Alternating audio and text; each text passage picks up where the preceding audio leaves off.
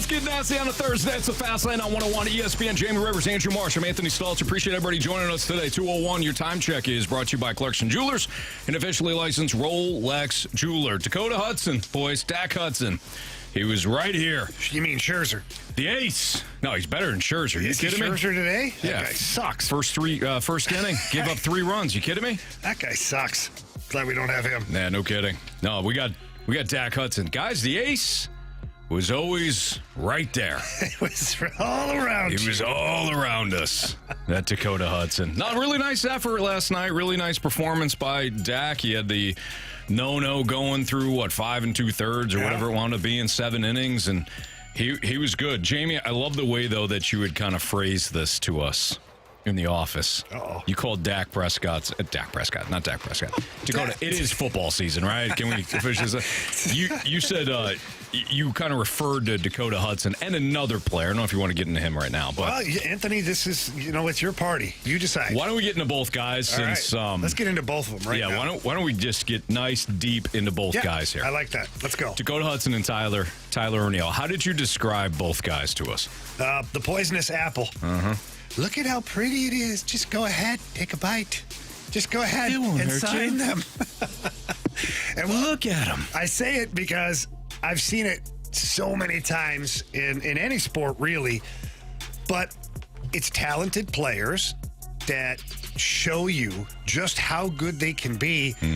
And then they kind of disappear for a little bit. Then they show you again. And it's the poison. You keep coming back for more poison because you believe again. Like, look at what we have here. And right now, Tyler O'Neill is more of an example than anything. He's 6 games in a row. He's gotten a hit. Back-to-back ding-dong Johnsons. He's looking like an MVP again out there. And we're sitting here going, boy, what if? What if?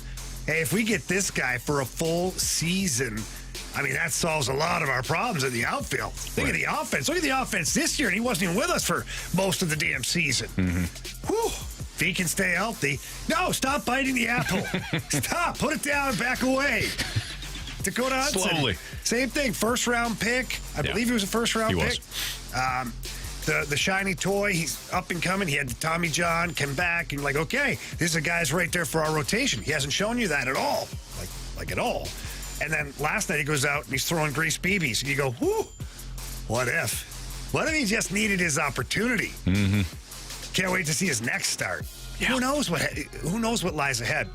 But this is what happens when you have talented young players that are inconsistent or unable to stay healthy. They show you greatness or goodness, however you want to qualify it. Yeah. And then it goes away eventually. And then just when you're about to break up with them, it comes back. Oh, there it is. And you're all the way back in. Yeah. The poisonous apple, Anthony. You're right. Don't even touch it, let alone take a bite. Didn't we hear this with Tyler O'Neill a year ago? Do you remember we were getting that constant drumbeat? It may have even been from one listener. That constant drumbeat of, look at Tyler O'Neill's statistics. This was a year ago. Look at Tyler O'Neill's statistics when he was healthy or when he returned from injury. And whoever this texter was, he or she was right. The statistics for Tyler O'Neill, if you look at from when he returned mid-season and then had a little bit of a run, were pretty good. Put the apple down, Anthony. You're overlooking the injury part of it. You're overlooking that part of it. It's the straw man fallacy. It's, look over here. Let's talk about this. And then you start arguing against that one thing, but you're missing the bigger point. Yeah. You're starting to argue about Tyler O'Neill's production by stepping over the bigger problem. He's not always available. No. He missed most of this year. Can Tyler O'Neill get hot for stretches? Absolutely. Could even Tyler O'Neill get hot for an entire season? Yes. The other stuff counts too, though. It's part of the entire profile. Yeah. Hell, Jamie, you know me. I'm not that bright. That's true. Every once in a while, though, I have a good thought. I may even go 5 shows with one good thought a show. It's rare. It's happened. Bit of a unicorn. But you got to look at the entire package. I'm not that bright. I usually don't put together good shows. It's well said. You can't just focus it on the 1 week. You know? Yeah. I mean, I totally understand. The rest of it counts. I mean, with Tyler O'Neill. It's never been more clear to me Yeah. exactly what you're trying to say. I'm glad that landed with you. That was really good, Anthony. Thank you, buddy. Well played. Yeah. But yeah, you're right. These guys, they put together good stretches, and it is fun to watch them be successful because, as a former athlete, I don't like to see somebody out there just not having success. Like, it's a lonely friggin' feeling, man. It's awful. It stinks. And then for Tyler O'Neill, the injuries that keep rearing their head. Yeah. Like, as a player, you start to think, man, like, oh, what are people saying about me? Oh, I can't, I'm always injured. Well, yeah, yeah, you are, and that's what they're saying. Right. But it's not a fun spot for the athlete to be in. I'm sure it's very frustrating. Yeah, and I was shocked. Randy, a couple of days ago on the opening drive, rhymed off Tyler O'Neill's injury history. It kept going and going and going. I couldn't believe how many times he's been injured. Like, you think in your head, you're like, okay, I remember a couple of long, stints, but it was, hamstring, back, hamstring, back. Like, it's always like, it just was wild. So, this last one was a back injury. Yeah. That took 3 months. Well, half the season. 2.5 months. It felt like he was out the entire first half. I know. It's one back injury. But he's back now. He's back now. Yeah. So I guess the question now becomes, what do you do? Because Tyler O'Neill still has, you kept them at the deadline.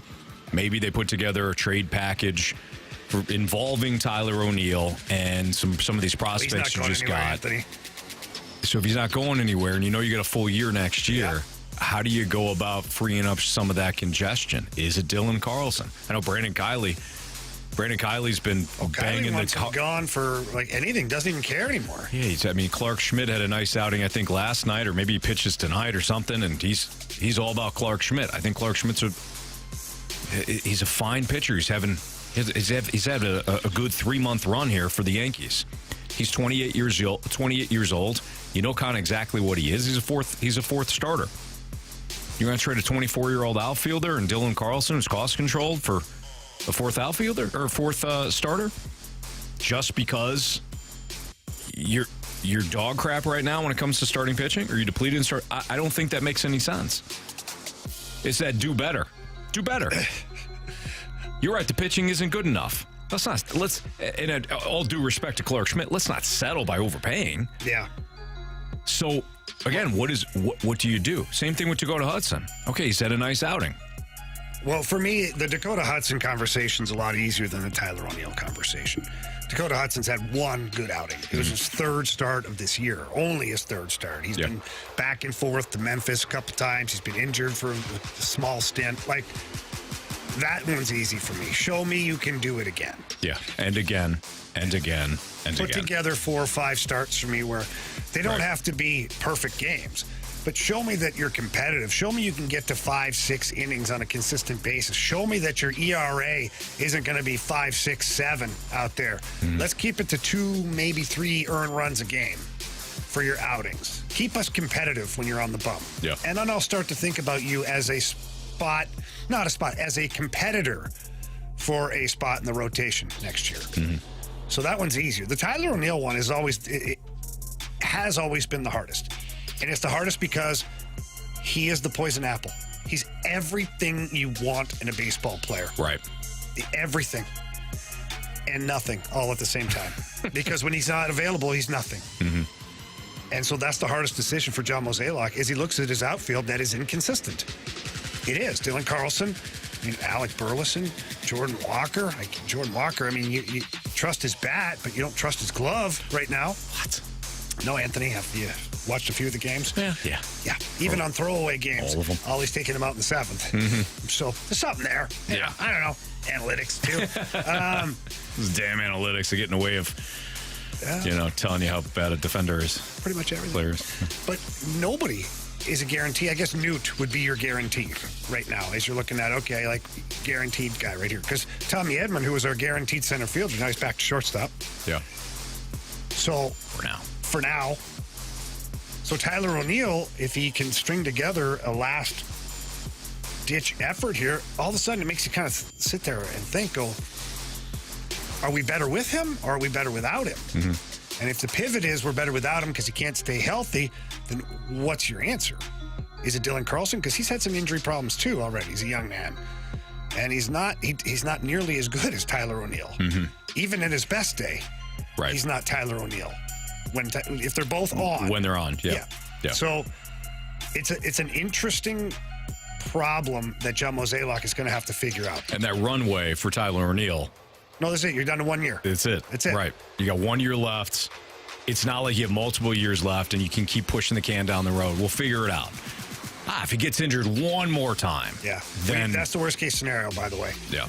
What you want right now if you're John Mozeliak, for me, if I was president of baseball operations, I'm telling Ollie, we're running that guy out there in a safe manner. Give him a day off every week, whatever, every 6-7 games he gets a day off, maybe DH, whatever it is. We're going to get him to the finish line healthy. His numbers are going to be really good, and we're going to trade him. Yeah. We're going to trade him. That's it. Because his value will never be higher. Yeah, if he has a good rest of the year. Correct. With 1 year left on his deal. Yep. So he's a rental, but he's a rental for a full year. Full season. And if you don't like, you flip him at the deadline. So one, you can get him as a player. If your team's not good enough, now you can flip him. Yeah. Good call. All right, that's Jamie Rivers. I'm Anthony Stalter. It's the Fast Line on 101 ESPN. Is Lars Nootbaar the perfect player to keep in the outfield? Or is he the trade chip that the Cardinals should be viewing to get some pitching? That's next on 101 ESPN.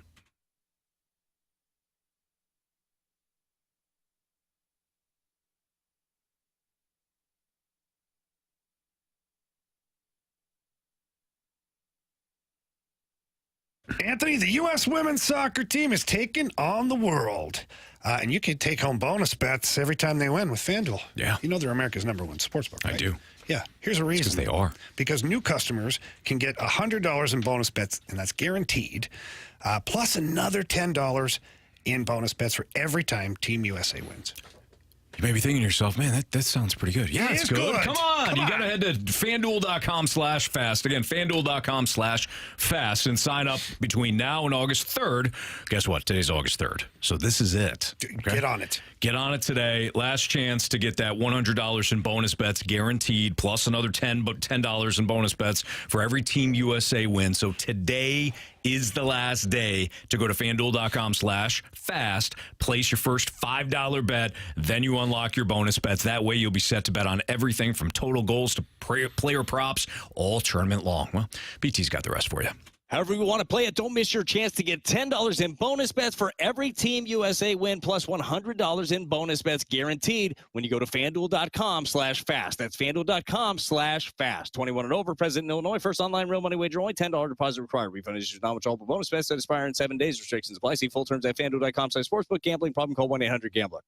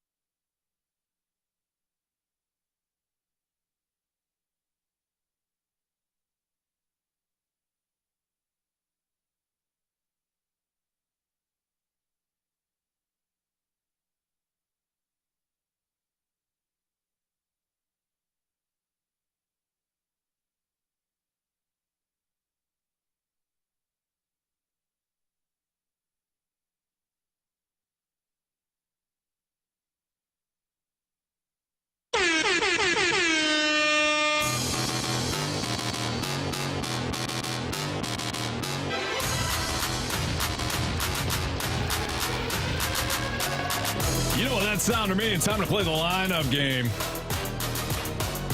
Rubber match, Jamie. Tonight, Twins, Cardinals, Sonny Gray, future Cardinal versus the current Cardinal, Matthew Liberatore, who will move to the bullpen after Sonny Gray is signed this offseason. See what he did there? Oh, I see it. Huh, Jamie? Yeah. All right. I see it. Well, there's no doubt You who's saw it. leading this off. Yeah, right-hander Sonny Gray, so The grinder. I think we got to see the grinder here. Right away. Give me that grinder. 1, 2, 3, 4. I'm grinding. Nice. That's got to be Goldie, right? This guy, Goldie. This guy. Couldn't even get a freaking hit last night. Sorry, buddy. I'm pissed. I got to make sure I had him for... Oh, yeah, I doubled down with Goldie. Sorry, I'm man. not even saying it. You can say it. I'm done with him for the day. Please show us Yukon Cornelius. That's right. We don't get to hear that. You just went over it. Yeah. This I'm gotta choked be, up about this. Who is it? You sure are, Anthony. It's good emotion to you today. All right. Yesterday was Gorman. I don't see why he would change it. Yeah. I'd say it's got to be Nolan Gorman. So show us Nolan Gorman.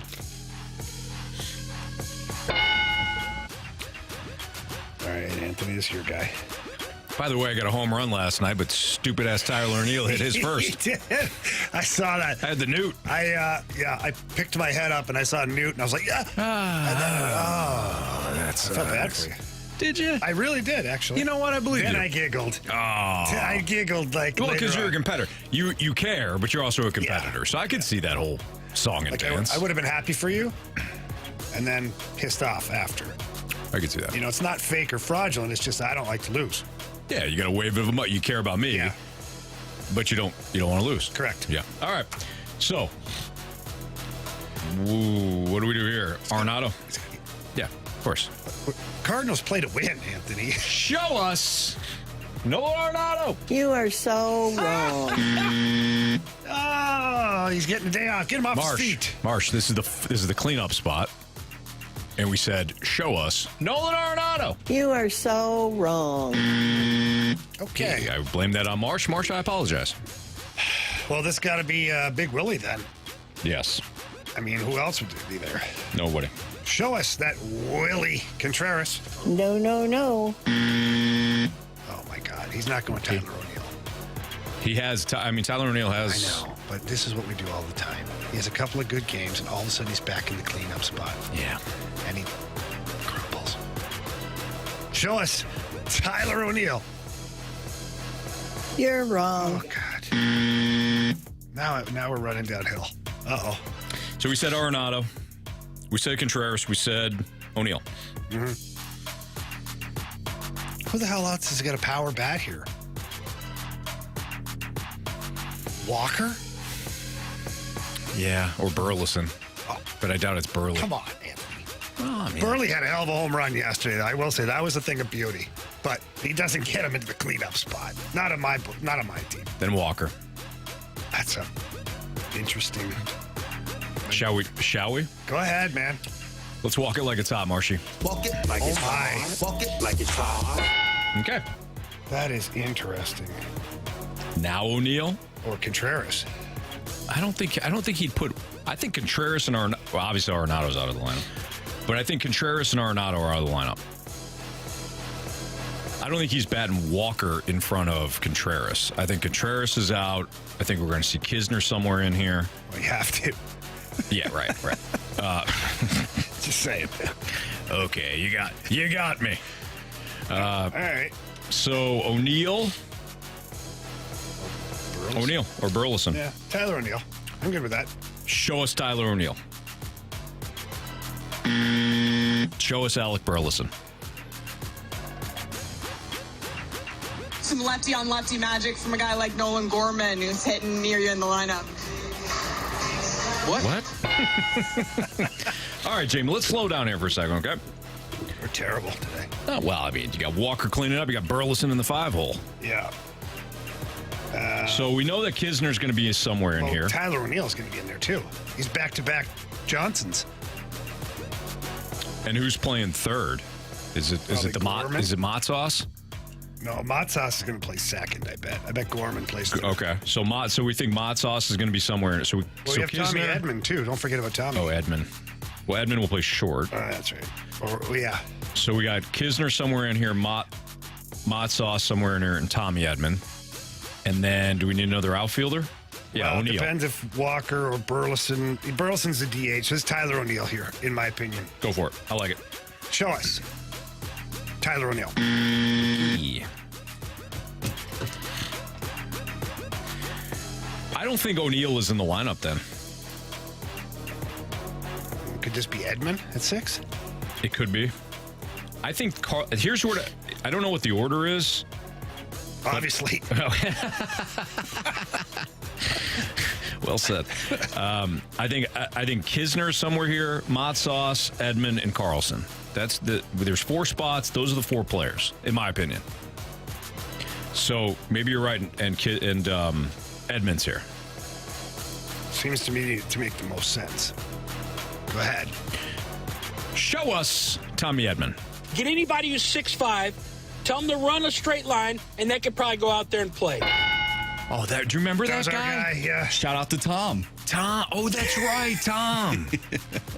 He had his sights set on you that day, didn't he? That was a comment about you.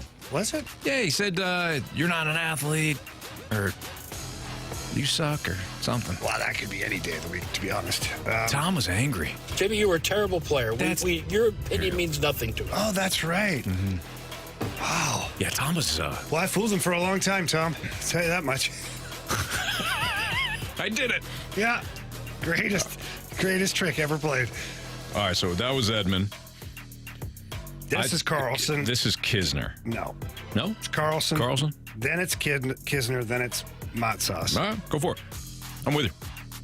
I mean, I'm not. I think it's Kisner. Then But go ahead, because he'll just be pissy the rest of the day. I won't be pissy, I promise Anthony, you. it's proven. We have the analytics. Marshy has a little tally back. Every time I overrule you, you get pissy for the rest of the show. You know what? I'm going to prove you otherwise, and I'm going to back you, and I'm going to prove you wrong. Show us Dylan Carlson. What a shame. Told you not to do it. You know, one time support me. One time have my back. One time. Show us Andrew Kisner. Please. Right on, Jamie, right on. There you go. I'm the captain now. There you go. Unbelievable. I just thought you were a prisoner of the moment because Kiss Daddy's hit the ball a couple of times here recently. His daddy's been your best player. Hadn't been close. Okay, settle down now. He's been really good. He's been good, but settle down. He's been good. Not great. I think he has Borderline the great.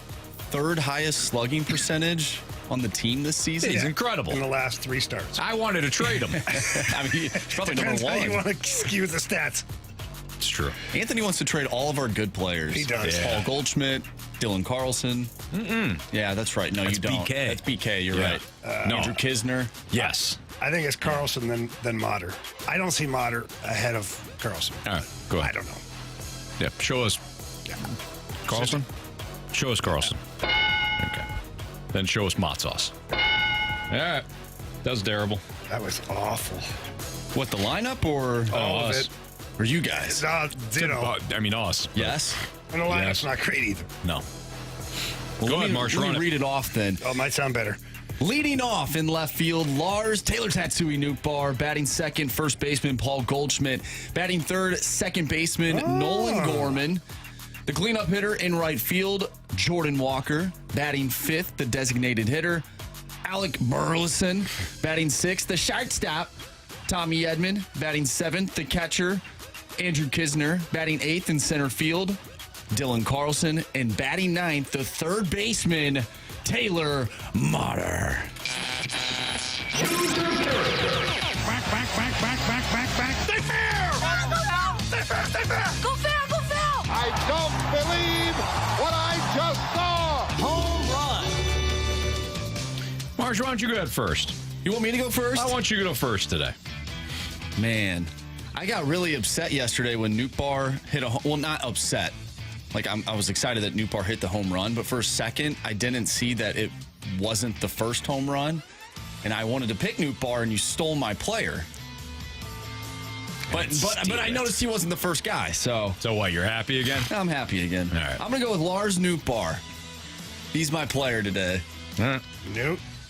That's a Jamie? good pick. Nolan Gorman is my guy today. I think he's due, and I'm sick of Goldie failing me. I don't blame you on that. Yeah. Not one bit. I'm going to go with the best player on the team right now, Andrew Kisner. Ooh, hit that's a home run actually a tonight. good Andrew pick. Kisner. There's no chance. Oh, there's a chance. There's no chance. Zero. I think he's got a little streak going. He's got 2 home runs in his last 2 3 games.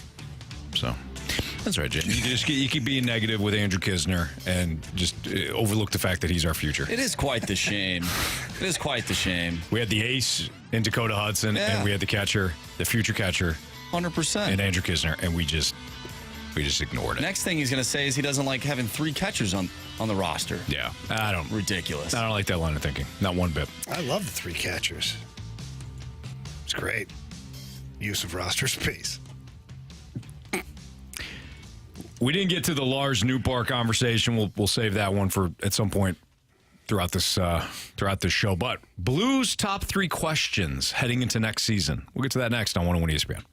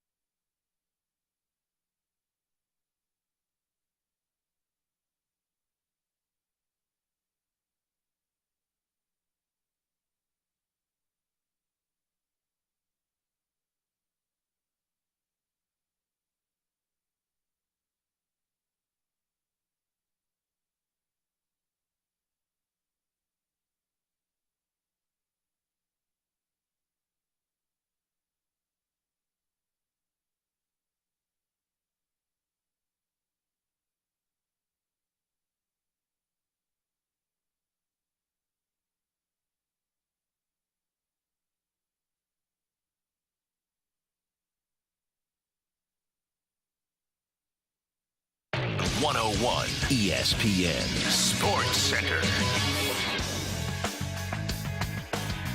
I'm Andrew Marsh. It's time for a Sports Center update driven by Johnny Londoff Chevrolet and Johnny Londoff Autoplex. The Cards get a win yesterday over the Minnesota Twins. Final score 7-3 thanks to 4 home runs. And Dakota Hudson, who pitched 7 innings, gave up 2 hits, 3 earned runs. He walked 3 and struck out 7. Cards looking for the series win tonight as Matthew Liberatore takes the mound going up against Sonny Gray. 6:45 first pitch. I'm Andrew Marsh, and the Sports Center update is driven by Johnny Londoff. Find new roads and shop 24/7 at Londoff.com and LondoffAutoplex.com. Are you kidding me?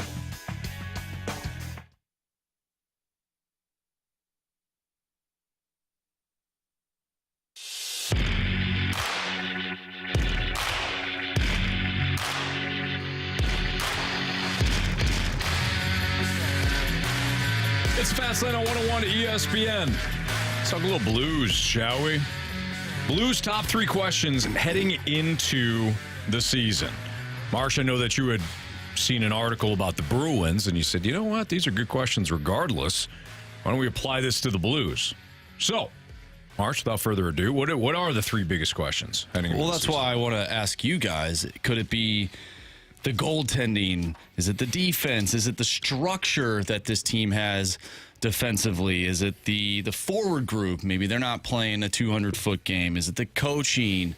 Is it the depth? Like, what are the top 3 questions heading into this season? Jamie, may I? Oh, please do. I think, without a doubt, it's whether or not the defense, with the same group of players, can get back to what they were 2 years ago, as opposed to last year.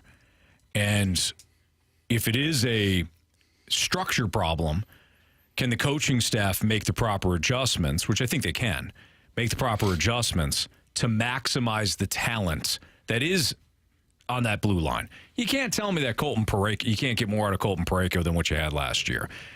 You can't tell me that Torrey Krug is completely done. You know, they're talking about a quarterback on your power play and somebody that is very skilled. You can't tell me. I mean, Justin Falk, I thought, still played very well last year. And then you've got Nick Leddy, who, Jamie, you broke down perfectly when they acquired Nick Leddy from Detroit, talking about the transition game and how smooth he is from the defensive end through the neutral zone and getting the offense set up.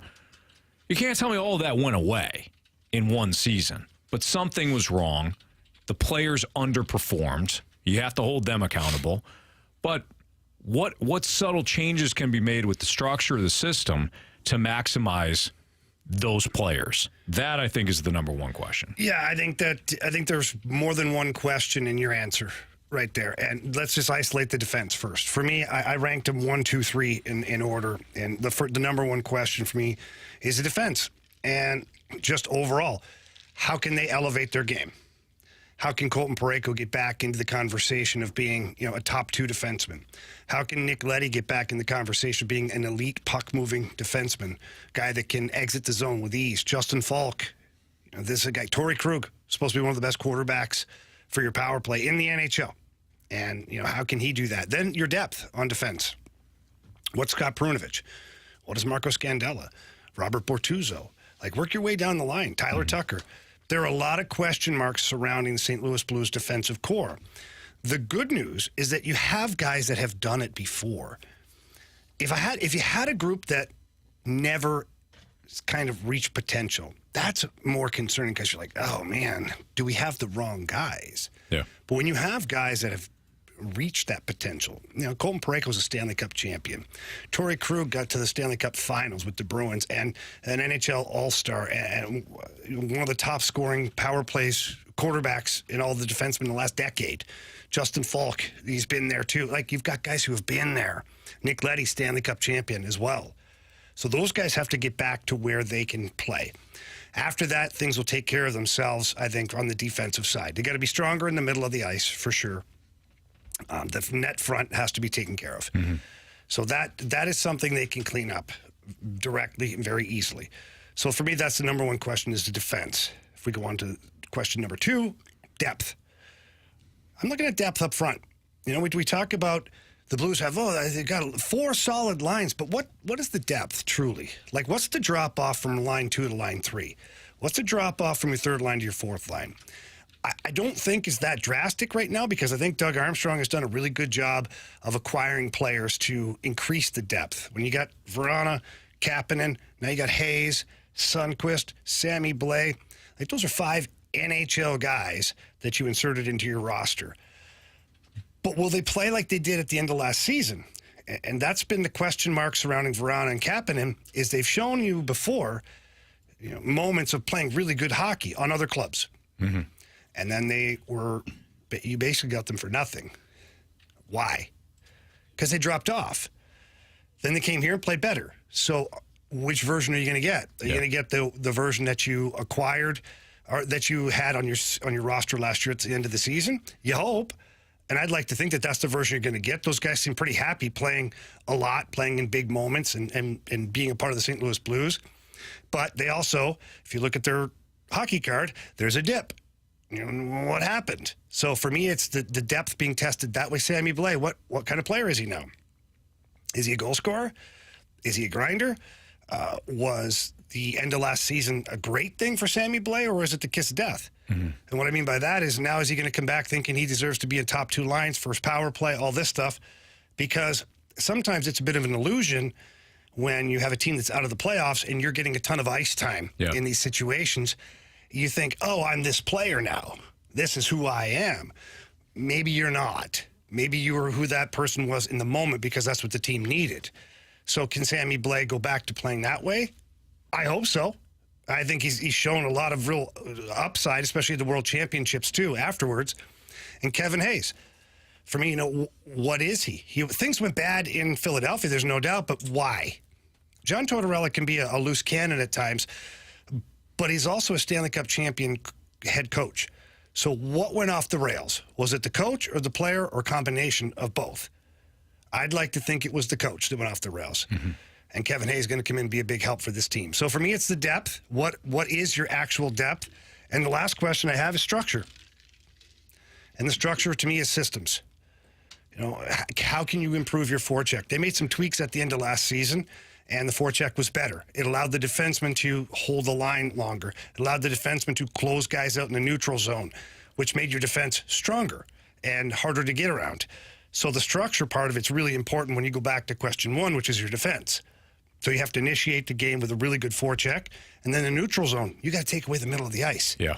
Too many times guys were stuck getting a little bit lazy in the offensive zone, getting in on the forecheck and then not really reloading and getting back to the middle of the ice. They're hanging around looking for loose change, the middle of the ice wide open, team coming at 100 miles an hour. What's Colton Parayko supposed to do? He's got a Connor McDavid or an Ovechkin flying down the middle of the ice with no help from on the backside from the forwards. You got to back off. You got to give up the lines. So that there affects everything as well. So for me, it's the structure, the forecheck, the neutral zone, the defensive zone in particular. If you're going to stick with what you currently have to where it's pressure, and you've got one defenseman or 2 defensemen maybe in the corner, then the forwards have to know what their responsibility is in front of the net. Yeah. You can't have forwards that are puck watching and they start to drift towards the play, and what happens? There's nobody behind them except for the other team. Space. And the other team for backdoor tap-ins. Yeah. How many times? Too many times. So for me, it's that order. It's the defense, the depth, and the structure overall. I got one more, and I know the text line's got kind of an honorable mention that we'll get to. The other question I have, and it won't be answered. And well, first of all, it might not be answered, but if it does, it won't be answered until deeper into the season. What's your identity? You lost, Ryan O'Reilly's no longer here. Pat Maroon is no longer here. Alexander Steen is no longer here. Jay Bouwmeester no longer here. Alex Pietrangelo no longer here. Okay. We've talked so much about the fallout of those guys not being around. And Jamie, you've broken this down exceptionally, perfectly. They're no longer here. What is the identity of this group going to be? Yeah. Because you weren't physical last year. You weren't, skilled, but skilled-ish. I know the goaltending should be outstanding, but can goaltending be your identity? I don't think so. I think you can have an identity, and then, man, they got some really good goaltending, too. So what are you going to have all in? Are you going to have? I know every player tries. I know the effort. I'm not talking about effort. I'm talking about will everybody, to use the Ken Hitchcock term, buy in to one purpose. So you have a team this is how we win. Mm-hmm. An identity did not form last year. And when your players are underperforming and the coaching staff scrambling, trying their best to figure it out, there's no identity that forms, and I think that's part of the losing. So one thing that the Blues aren't anymore is that big, heavy team down low, cycling the puck time and time and time again. They're not that team anymore.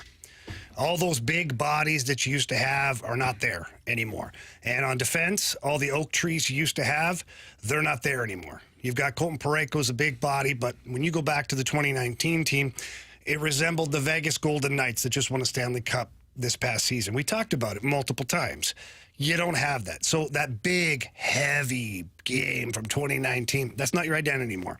But it doesn't mean you can't play that way. Mm-hmm. So for me, the Blues are a team that has to play fast this year. And I've explained this before. It's not just foot speed, because you have a couple of guys that can really open up the throttle and go. Kyrou, Thomas, these guys can go. Verana, Kasperi Kapanen, you've got the guys that can go.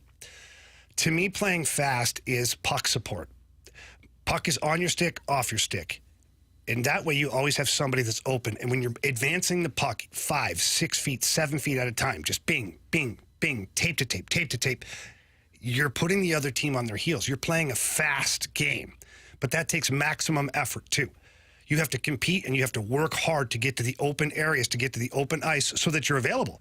So when your buddy on your team gets the puck on his stick and you want it to be on your tape, off your tape, well, you can't go on your tape and then off your tape to nobody. Right. So you've got to work extra hard to be a really good puck support team. So I think the Blues' identity is to play fast. They have a lot of high-end skill. They can still play the puck possession game. It's not going to look like it did with Maroon and Perron, O'Reilly, all these guys that were dragging it along the wall. It's not going to look like that, but you can still run a cycle with Thomas and Kyrou and Booch, except your cycle is going to be in fast forward. Mm-hmm. It's not going to be so much physical as it's going to be dynamic. And so the identity changes, but the style of play doesn't necessarily have to. Yeah. And I think that's what the Blues have to focus on this year coming up is when the opportunity is there to really open it up and do the high-flying, dynamic, crisscross, applesauce, all that stuff, you can do it. But when you identify the situation to not be there, it has to be simplified, and then puck support, get the puck in, don't lose control, let your defensemen get into the zone, let them be a part of the attack. Sometimes when you get into the zone and you get too fancy too quick, you turn the puck over and you have gaps. Yeah. And now your defenseman can't get up into the play because you turned the puck over before they're able to gain the zone. So puck protection is going to be a huge part of it. Honorable mention from the text line. Marsh, what do you got? Yeah, from the 636, this one sort of plays into the depth that Jamie was talking about, but what young players are actually going to step up this season? You think of Jake Neighbors, Tyler Tucker. Some both of those guys, by the way. Both. Those, and how big of an impact will they have on Hopefully they have an impact every period. And I mean that from a physical standpoint. Mm-hmm. Jake Neighbors can bring the heat. We saw him last year with a couple of real good hits. He checks very well. He's not afraid to get involved physically. Tyler Tucker, same way. In fact, I argued last year, not argued, I just put it out there that he's one of the best defensemen at anticipating the play. Mm-hmm. He's going to where the puck's going to be before the puck's there. And when that happens, you have an ability to close guys out and play physical. And I think another player, too, that we just didn't mention, but Scott Perunovich, is he going to be able to stay healthy? What is his role on this team, on this blue line? Mm-hmm. Randy Kerker with some breaking news, maybe? Yeah, breaking news. We are now available on the YouTube. Just go to 101 ESPN STL, and you can see Anthony Stalter's hair. Oh, thank you. Yeah. Wow. That was that's what you were breaking in with? If you're driving around when you get home, or even if you're driving along, go to the YouTube. Randy, don't tell him to do that. Everybody does. Everybody does. Come on. Anthony's hair does look pretty good today. Thanks, Mark. Like that kind of messy look. Well, he's got some product in it today. Yeah, sometime. Yesterday. You know what I like about today, Anthony? It looks like you cared about yourself. You know what? Yeah. You put you at the front of the line. Thanks, man. You guys have a great show. Thanks, Randy. I love listening to you guys. Thanks I love listening to you in the morning, man. See you guys later. Keep up the great work, Randy Kerker, of course. Thank you, Randy. Randy Kerker in our for our morning show, the opening drive. Kerry Davis. Put a bow on it there. Sorry, Anthony, because I know we're up against it. Put a bow on it for Scott Perunovich. Scott Perunovich has to prove that he can play every game. Mm-hmm. He has to play in every situation. If he can only be a power play defenseman, he's going to find himself playing in the KHL. That's the bottom line. Because, it's a fact. Because if you can't play every situation, you're not going to play in the NHL. And so that's Scott Perunovich's challenge, is showing the coaching staff that he can play every single way the game needs to be played. And if he gets stuck out there against guys like McDavid and Draisaitl, that it's not so terrible for the hockey club. So that's his job. Oh, I hope he doesn't go to the KHL. I heard the wind over there is like bullets. Yeah. It's like Piercing in your face. Right. Yes. Is Lars Nootbaar the perfect player to keep or the perfect player to use as a trade chip when it comes to getting that pitching that the Cardinals so desperately need? That's next on 101 ESPN.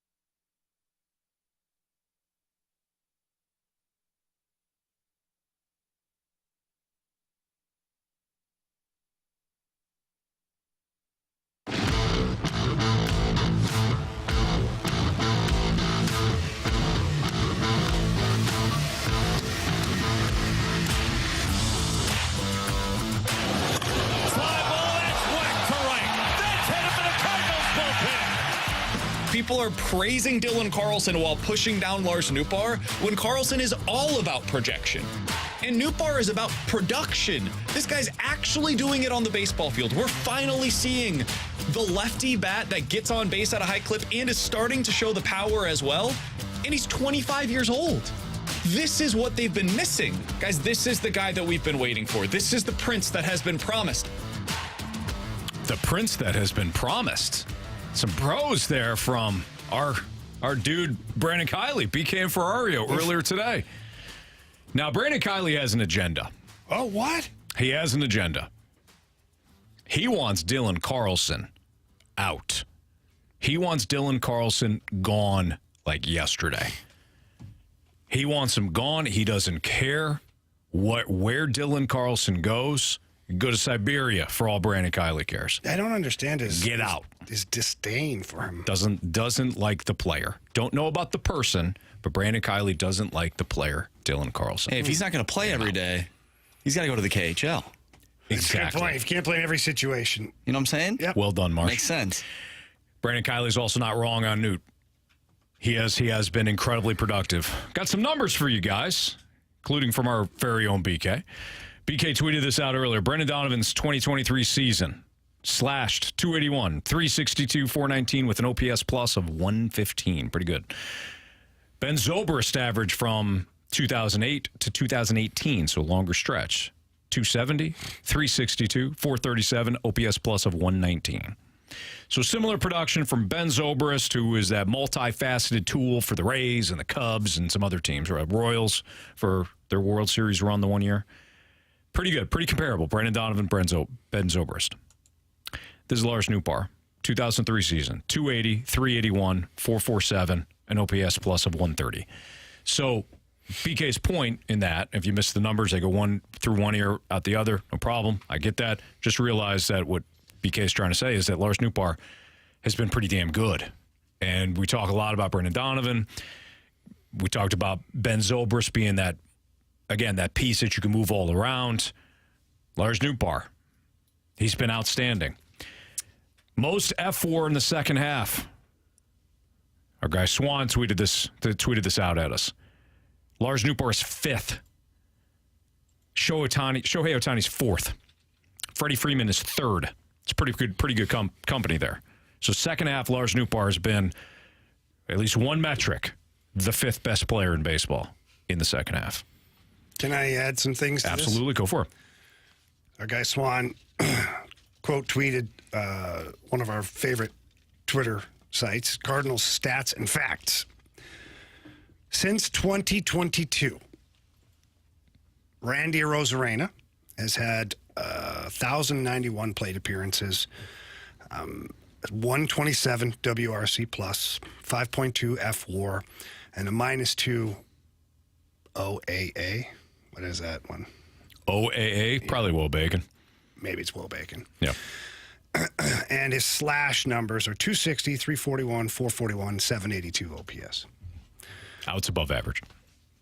Adolis Garcia, since 2022, 1,110 plate appearances, 120 WRC plus, now 7.5 F WAR. Mm-hmm. He's doing pretty good there. And then +1, outs above average. Lars Nootbaar. Only 682 plate appearances. 127 WRC plus, 5.4 F WAR, and a +1 outs above replacement. Mm-hmm. And then 807 OPS. Would you put Lars Nootbaar in the same category as Randy Arozarena and Adolis Garcia? I wouldn't know. But what does that say, though? That he is. I'm the same way. When I saw these numbers, I did the same thing as I'm doing right now. Yeah. Because I've been like, Newt's fine. He's fine. Right. Like, he's fine. Yeah. And when I said, hey, you should see these numbers, like, well, what's the sample size? Right. Of course. This is since 2022. Yeah. Now, mind you, he's got half the plate appearances pretty much. Right. He's missed some time. The other two have been consistent. Skew the numbers where it would regulate a little bit. But to your point, two guys are all-stars playing in the home run derby, and we're bitching. Mm-hmm. And Lars Nootbaar's had better numbers since 2022. You got to be available. I mean, that's part of it. Lars Nootbaar's been banged up, but he's been productive. And to Kylie's point, this is somebody that has been about production since the second half of last year. You don't trade this guy. You don't. Even for, let's say, like a 2? You got to, to me, you got to figure it out in a different way. Whether that is Dylan Carlson or Tyler O'Neill or diving into some of your minor league prospects or, I don't know, breaking out the checkbook. What? You got to do it in a different way. Your offense has started to become your identity. Now you got to stay healthy, and you got some congestion there, especially in the outfield. But when you have a productive player, you don't trade them, because I don't know you're going to get the value in return based on these numbers and based on what could be available from a pitching standpoint. Who's going to be available? I don't know. You know, the White Sox just liquidated. Yeah. They're gonna keep Dylan Cease. He's not going anywhere. Who else is it? Oakland's been picked poor. They're done. Like they don't even have a fire sale anymore.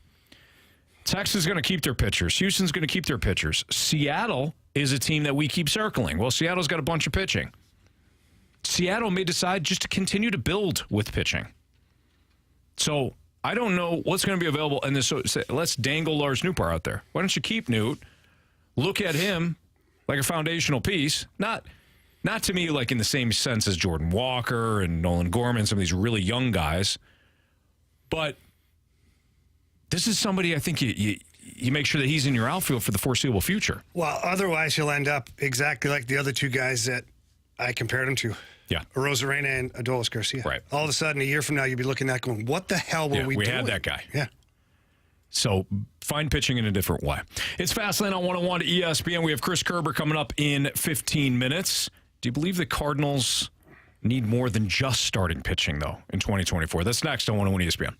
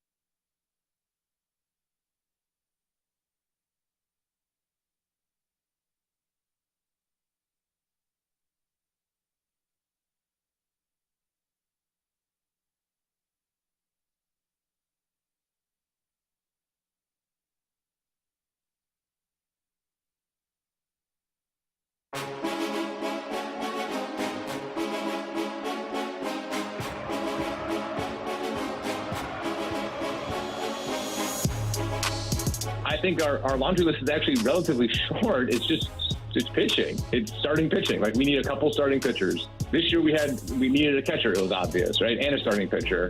And we brought back Waino and signed Wilson, right? And so I don't think we have a longer list. I think it's just a more concentrated list. I think if instead of needing a couple starting pitchers, we needed one starting pitcher and a pitching player of some sort, it would be a little bit more of a quote-unquote normal offseason.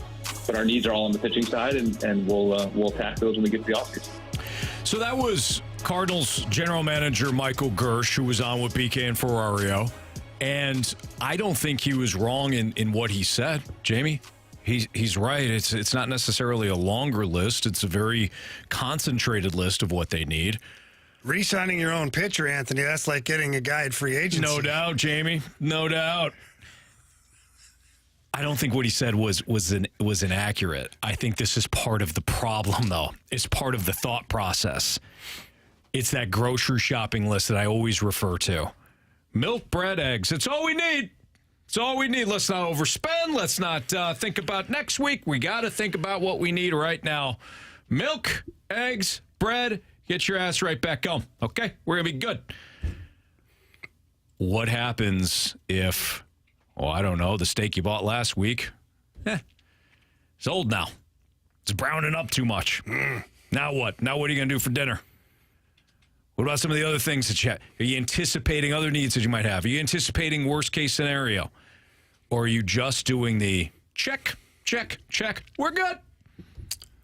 Yeah. This is the line of thinking I think the Cardinals have had for a while. It scares me to death.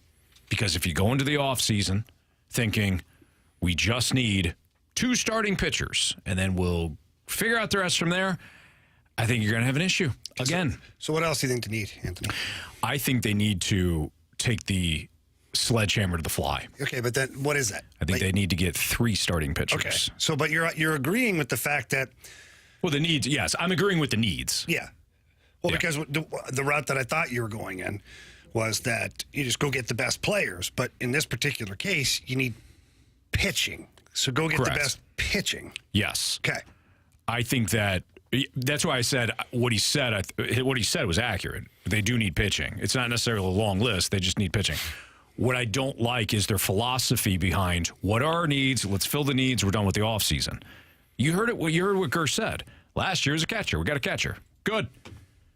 And they got a pitcher. And a pitcher. You brought back Adam Wainwright. I didn't like that. I wasn't fond of that. Technically, was he right? Yes. Yeah, Technically, did payroll go up from the year prior? Yes. But it masked the bigger thing, which was your payroll went up slightly, and you dropped like 8 spots because everybody else around you was spending more. So you improved marginally based on what you did a year ago, but everybody else around you was more aggressive. This has been my overall problem recently. And when I say recently, I mean 3 to 5 years with the Cardinals. We only need to outrun the bear that's in our division. Okay. What are you going to do when you get there then? What are you going to do when you get there? Because the other teams are lapping you. If you're just comparing yourself to the Brewers, who, by the way, are smarter than you. I'm sorry, I'm just going to say it. The Brewers are smarter than you. The Brewers do it on half the payroll, and they get more productive players more times than not. They get better pitching than you do. And when it comes to their lineup isn't better, but they're doing it at a fraction of the cost. They're smarter than you. Sorry. Or more savvy. So if you are comparing yourself to the Brewers, how do you get more savvy then? How do you get more savvy than they are? The Reds are now younger and more exciting than you. Well, yeah. You got to stop looking at your division.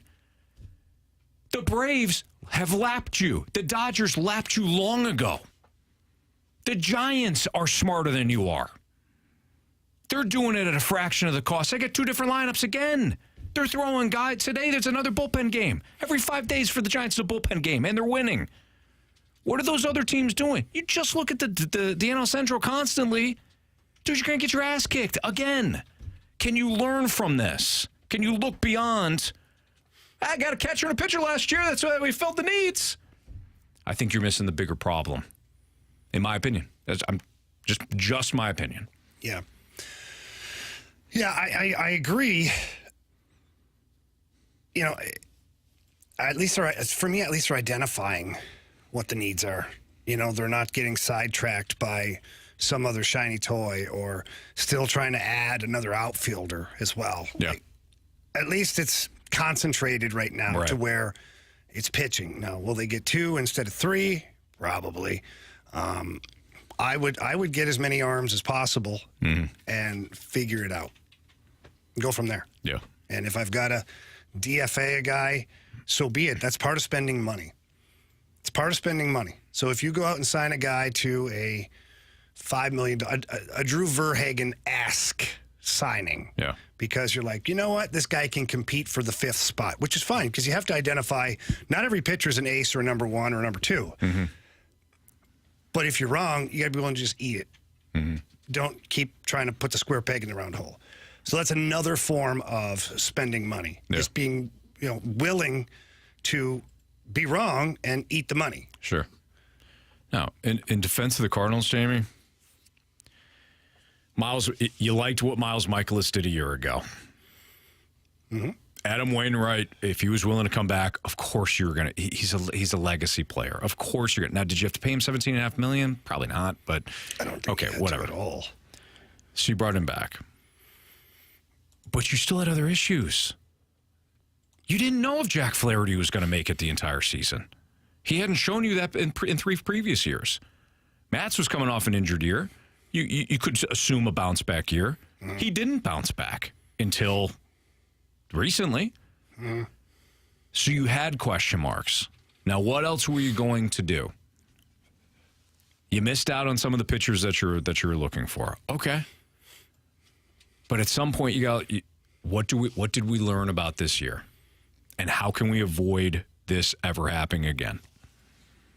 That is something the Cardinals got to answer for themselves. Yeah, I think that, listen, Mo and the staff have their hands full because to accomplish what they're wanting to accomplish, it's either going to cost them financially or it's going to cost them prospect value. It's going to hurt. Either way, it's going to hurt the DeWitt's wallet or it's going to hurt your lineup right now. Right. Because to go get that number 1 pitcher, you're going to have to open up the checkbook for Snell, Nola. I mean, pick your number 1 that's out there. Pick your favorite horse. I don't care. You're going to have to pay for it. If you're not willing to pay for it, you're going to have to acquire it via trade. Yeah. And that's going to hurt you. So it's going to be a Gorman. It's going to be a Nootbaar. It's going to, that's what it's going to cost you to get that number 1 pitcher. So one way or another, right now, the Cardinals the front office has to be psyching themselves up for a tough offseason, knowing that we got to go for it. We've got to catch up to some of these teams when it comes to getting these players. We have to be willing to spend past our puke point. Not a lot. We don't have to be stupid. We don't have to be the Mets. But you can be right in between there somewhere. And when it's a player that you can identify that's worth the value. So if it's a Nola or a Snell, I'd say Ohtani, but that's just ludicrous. So Nola, Snell, if it's something that you need, you're going to have to spend. But pick what you're spending. Is it money or players? Right. It's got to be one of them, to your point. One of the others. That's the only way you're going to get those guys. You're absolutely right. All right, Chris Kerber's going to join us next to talk a little Blues hockey here on 101 ESPN.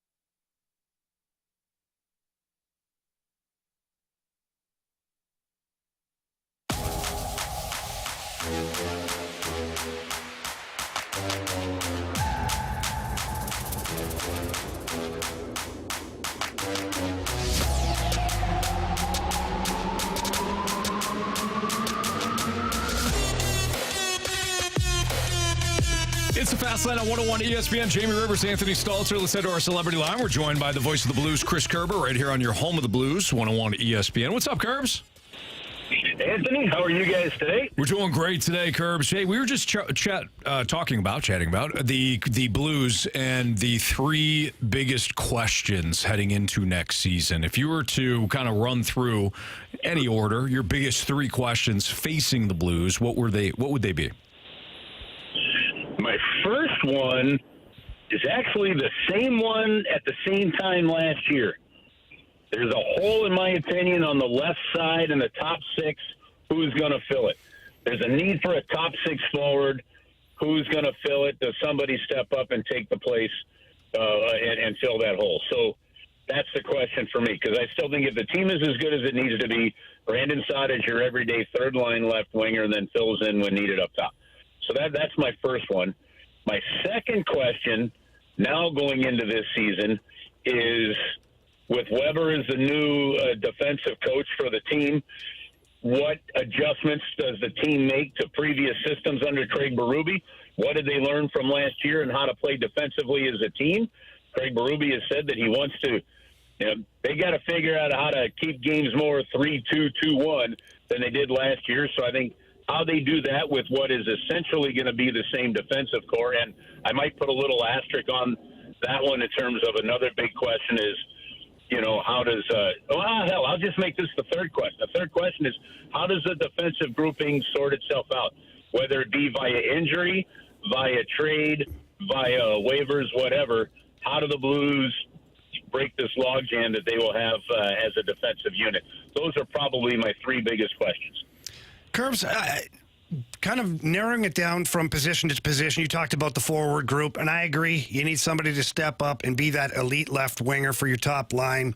Who is that going to be? I do think there are some candidates that can get that job done. But again, it has to sort itself out. The defense core, many valid points there. But the goaltending. I look at Jordan Binnington, and I saw a list today on Twitter. And I forget where it was. It might have been on NHL.com. Don't quote me on that. But on the list, they had Jordan Binnington as the 36th best goalie in the NHL. I am not a goaltending expert, Kerbs, and I'll never claim to be. But my God, I find that's really low. Okay, when I see a list like that, whoever wrote it, right? I no longer read their articles anymore. Well played. Okay. Well, I'll give you a great example. The year that Keith Law was the only writer in the Writers Association for Major League Baseball that didn't vote for Adam Wainwright, didn't even give him like a third or fourth place vote for the Cy Young. Okay, I don't care how good Keith Law is now. I don't put any stock in him. So to me, that's the way I look at that. Whoever wrote that, you're telling me, right now, if you made Jordan Binnington available, you'd essentially be telling me that no team would take them as their starting goaltender if there were 32 better goaltenders in the league. I'm telling you guys, there might be 3 or 4 goaltenders in the league that I would take in a Game 7 right now over Jordan Binnington. And to be honest with you, it still might be just one, and that would be Vasilevsky. I'm not sure Andrei Vasilevsky, I'm not sure there's another goaltender in the National Hockey League right now that I would take if I had to win a Game 7 over Jordan Binnington. And am I a little biased? Sure. I've watched the guy.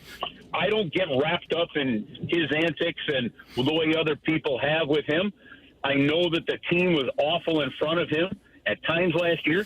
The Blues are a much worse hockey team last year if Jordan Binnington was not in goal, because he kept the team in it when they had no business being in it the way they were playing. I put all that together, and if somebody wants to say Shesterkin or somebody wants to say, give me another name or two, I'll give some leeway, but I'm not sure that you're sitting there and listing 6-7 goaltenders you're taking to win a Game 7 over Jordan Binnington. So to me, a list like that has no credibility. Kerbs, I'm sorry I wrote the piece, okay? Jeez. Okay, well, sorry, don't Anthony. Turn into listen to Anthony now. No, I'm just kidding. But listen, but Jamie, but now look, here's the one thing that I will say along those lines, though, okay? Jordan Binnington is going to have to be really, really good this year because I think the stock in Joe Hofer is good. The team is really happy with him. You put all that into place, and they won't have any problem giving playing time now to Joe Hofer. So Jordan Binnington's going to have to keep all that stuff in mind. Having said that, one more thing, guys, if there were more members of this Blues team that showed the emotion at the right time, did what they need to do at the right time, other than Braden Shen or Robert Bortuzzo, I'm not sure Jordan Binnington has to get in the face of players as much as he did before. So I like the reset, and frankly, I'm thrilled that Jordan Binnington is still with this hockey team. Yeah, I couldn't agree more, Curbs. Sticking with Jordan Binnington and Joel Hofer, you know what?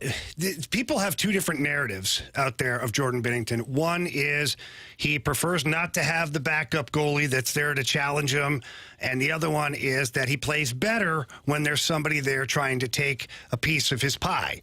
Which version do you think is true? Because I think, and this is just my opinion, I believe that Jordan Binnington is a more fierce competitor when he feels like his job is on the line. Yeah, it's an interesting question that I have not talked to him about. Here's what I do think. I think Jordan Binnington has been a better goaltender when he knows he's the go-to guy. Now, I'm not sure Jordan Binnington played fantastic, and you knew he was the number one guy, and Jake Allen was the backup. And that second year, by the way, that very next year, when Ville Husso was the backup, Jordan Binnington, at the time of COVID, had this team as the number one team in the Western Conference through 71 games, right? And that was so when he faltered, Husso came in. Husso played well, but what happened in the playoffs? Jordan Binnington took that net right back in Colorado, and we all agree. Everybody seems to agree that if Kadri doesn't run him over, that series is going to Game 7, and the Blues might have even gone all the way to the Stanley Cup final that year. That was just 2 years ago, guys. So, to me, I don't know that part matters. I think what matters the most is the coach. You look at Jordan and you say, you're our guy. Go take your team where you got to take them. I think that's the psychological part to me that means the most. Chris Kerber joining us right now on the Fast Lane on 101 ESPN. Kerbs, who in your opinion, is almost like at a crossroads in their career with the Blues? It doesn't necessarily mean that the Blues are going to get rid of them or anything like that, but just, they've kind of come to the point where that production has been there a little bit, but the potential is still kind of there, but they need to kind of put it all together. Who's that one player?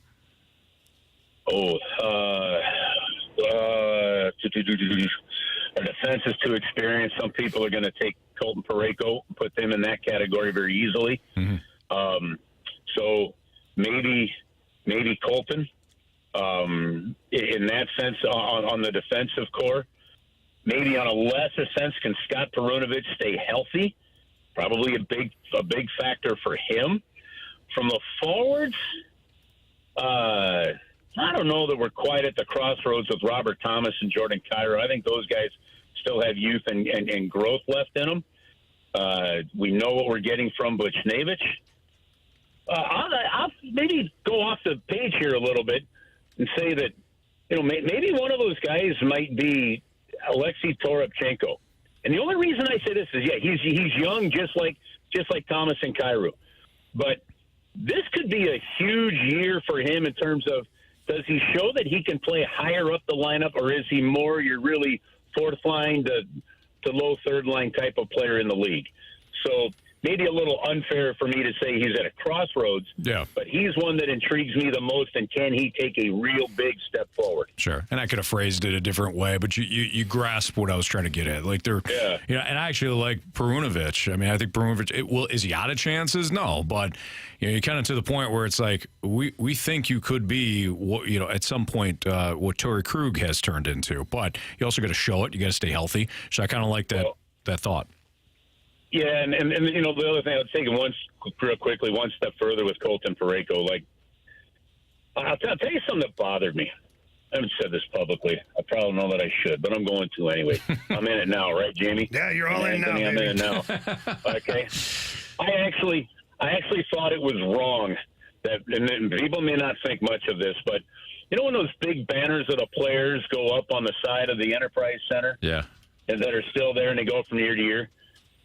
The beginning of last year, for Colton Parayko not to be one of the players that Hockey Ops selected to be up there bothered me.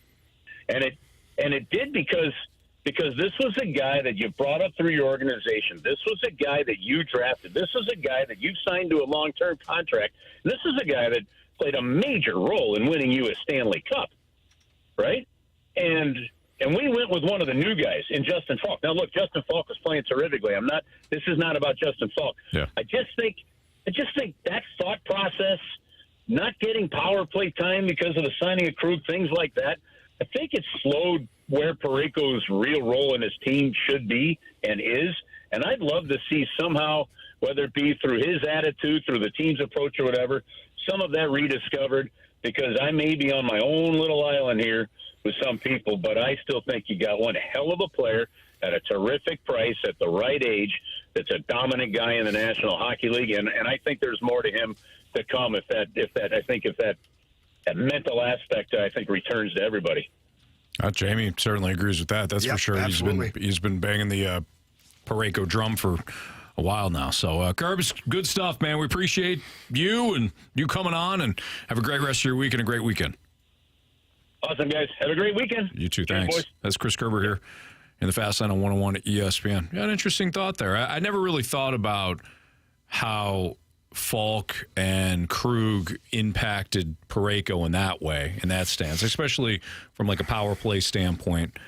You know, with Krug. Yeah. Now you still got to produce. To me, they're different players. No, they are. But I'm just saying, like, maybe the opportunities would be different if. Yeah, maybe. It is what it is. I get it. But the pivot would have been that you held on to Alex Pietrangelo. Yes. Let's do that. So then where would the opportunity be?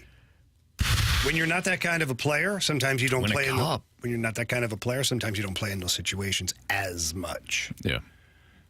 But to Kerbs' point, this guy was called the alpha dog, and he's not one of your poster boys. Yeah. Probably rectify that. Good call. That's Jamie Rivers. I'm Anthony Stalter. It's the Fast Line on 101 ESPN. We're going to do NFL 4 Downs next.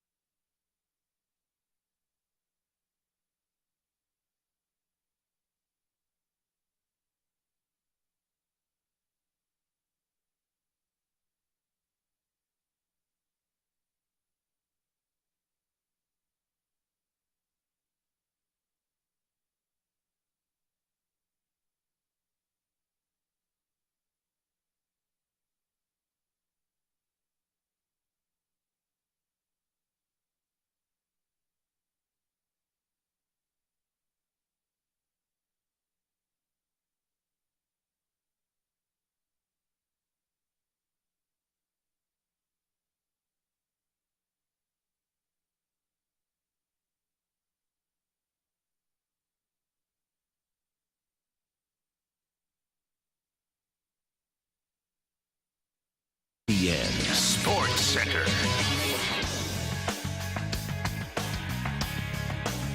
I'm Andrew Marsh. It's time for a Sports Center update brought to you by Saliga Heating and Cooling. The Cards defeat the Twins yesterday by a final score of 7-3. Dakota Hudson, who was on the mound last night, went 7 innings, gave up 2 hits, 3 earned runs. He walked 3 and struck out 7. Matthew Liberatore with an opportunity to continue the winning ways for your St. Louis Cardinals as he takes the mound going up against Sonny Gray. 6:45 first pitch. We just talked with Chris Kerber, voice of the Blues, right here on the Blues Radio Network. If you missed that interview or anything from today's show, make sure you go to 101ESPN.com or check out the 101 mobile app. You can find the full show and all of our interviews. It's all brought to you by Dobbs Tire and Auto Centers. This Sports Center update is brought to you by Saliga Heating and Cooling, an independent American Standard heating and air conditioning dealer.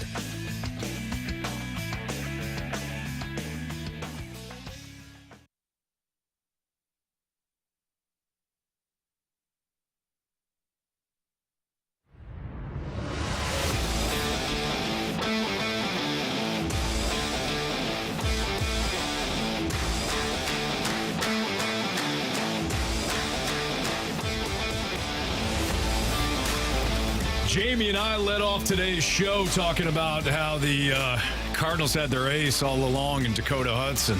They didn't need Max Scherzer, who stinks. Gave up 3 runs in the first inning today against the White Sox in his Rangers debut. Yeah, who the heck wants that? Yeah, he struck out 9. He got his first win. Retired 13 out of the next 14 batters. Yep. Okay. Okay. So that's what it looks like, huh? Scherzer's still pretty good, huh? Pride of Mizzou. Right here. Hometown product. Oh, blue eye. Okay. Yep. NFL 4 downs. Marsh, what do you got for us? First down. All right, first down, gentlemen. Which current Glad you chose that eye. touted... What? I'm glad he chose that eye. I don't know. The other one's a good choice every now and then. Yeah. Go ahead, Mark.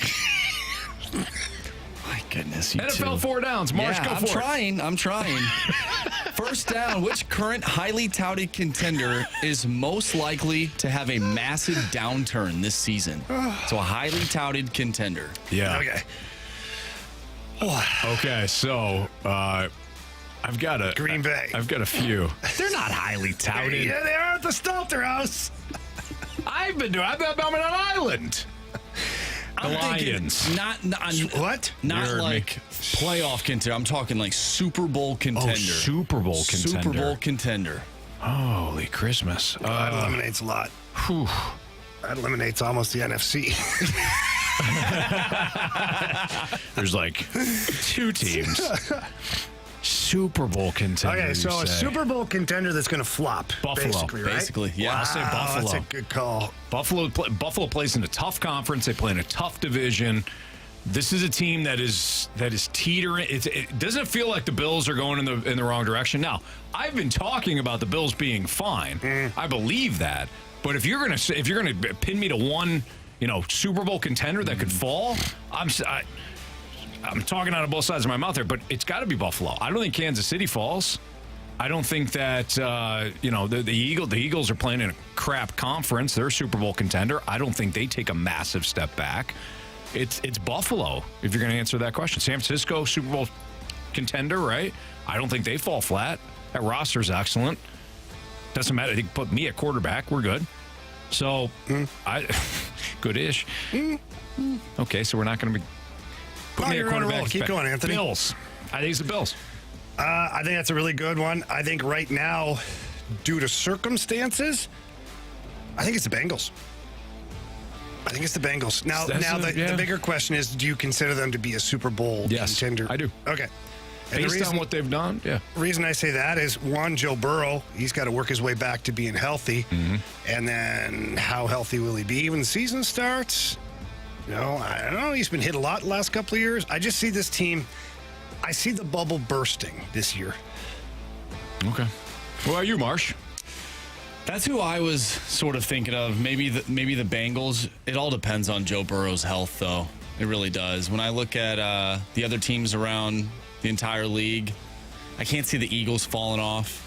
I can't see it. The 49ers, you make a good point about them. Stick anybody in there. We'll see how they do. But at the same time, I don't know who's going to be their quarterback. Is it going to be Brock Purdy? Okay, if it is, can he be Brock Purdy that we saw at the back half of last season, or was that just an anomaly? If he's healthy, because it appears, I feel pretty good about it. It appears that Trey Lance can't throw the football. No. You have Sam Darnold, who's too busy, playing Minecraft. Okay, he's not playing. He's not Kyler Murray. No, he's in the game. He's in the game. Minecraft head. He's not playing it. He's playing in it. That's your favorite thing. I was hoping Jamie would I knew what you meant, but I mean, come on, he's not playing it. He's in the game. He is Mr. Minecraft. He's logging way too many hours. He's a cheat code. All right, he's the football guy. The football guy. Right after you build your dog, you get the football guy. But no, I could totally see the 49ers having a down season. But you shut your mouth. I do like your pick with the Bills, too. Second down.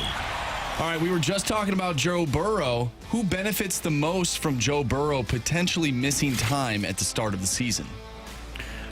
You got to start right there in the old division. I think it's the Ravens. Yeah. If Burrow misses some time, and who knows? Who knows if it winds up being Marshall? I thought you brought up a good point yesterday. Does he even take the field again without a contract? Mm-hmm. You blow out another knee, you're gonna risk a contract over. You're a franchise quarterback. You should be paid as such. So I think it's the Ravens. The Ravens have an outstanding offensive line.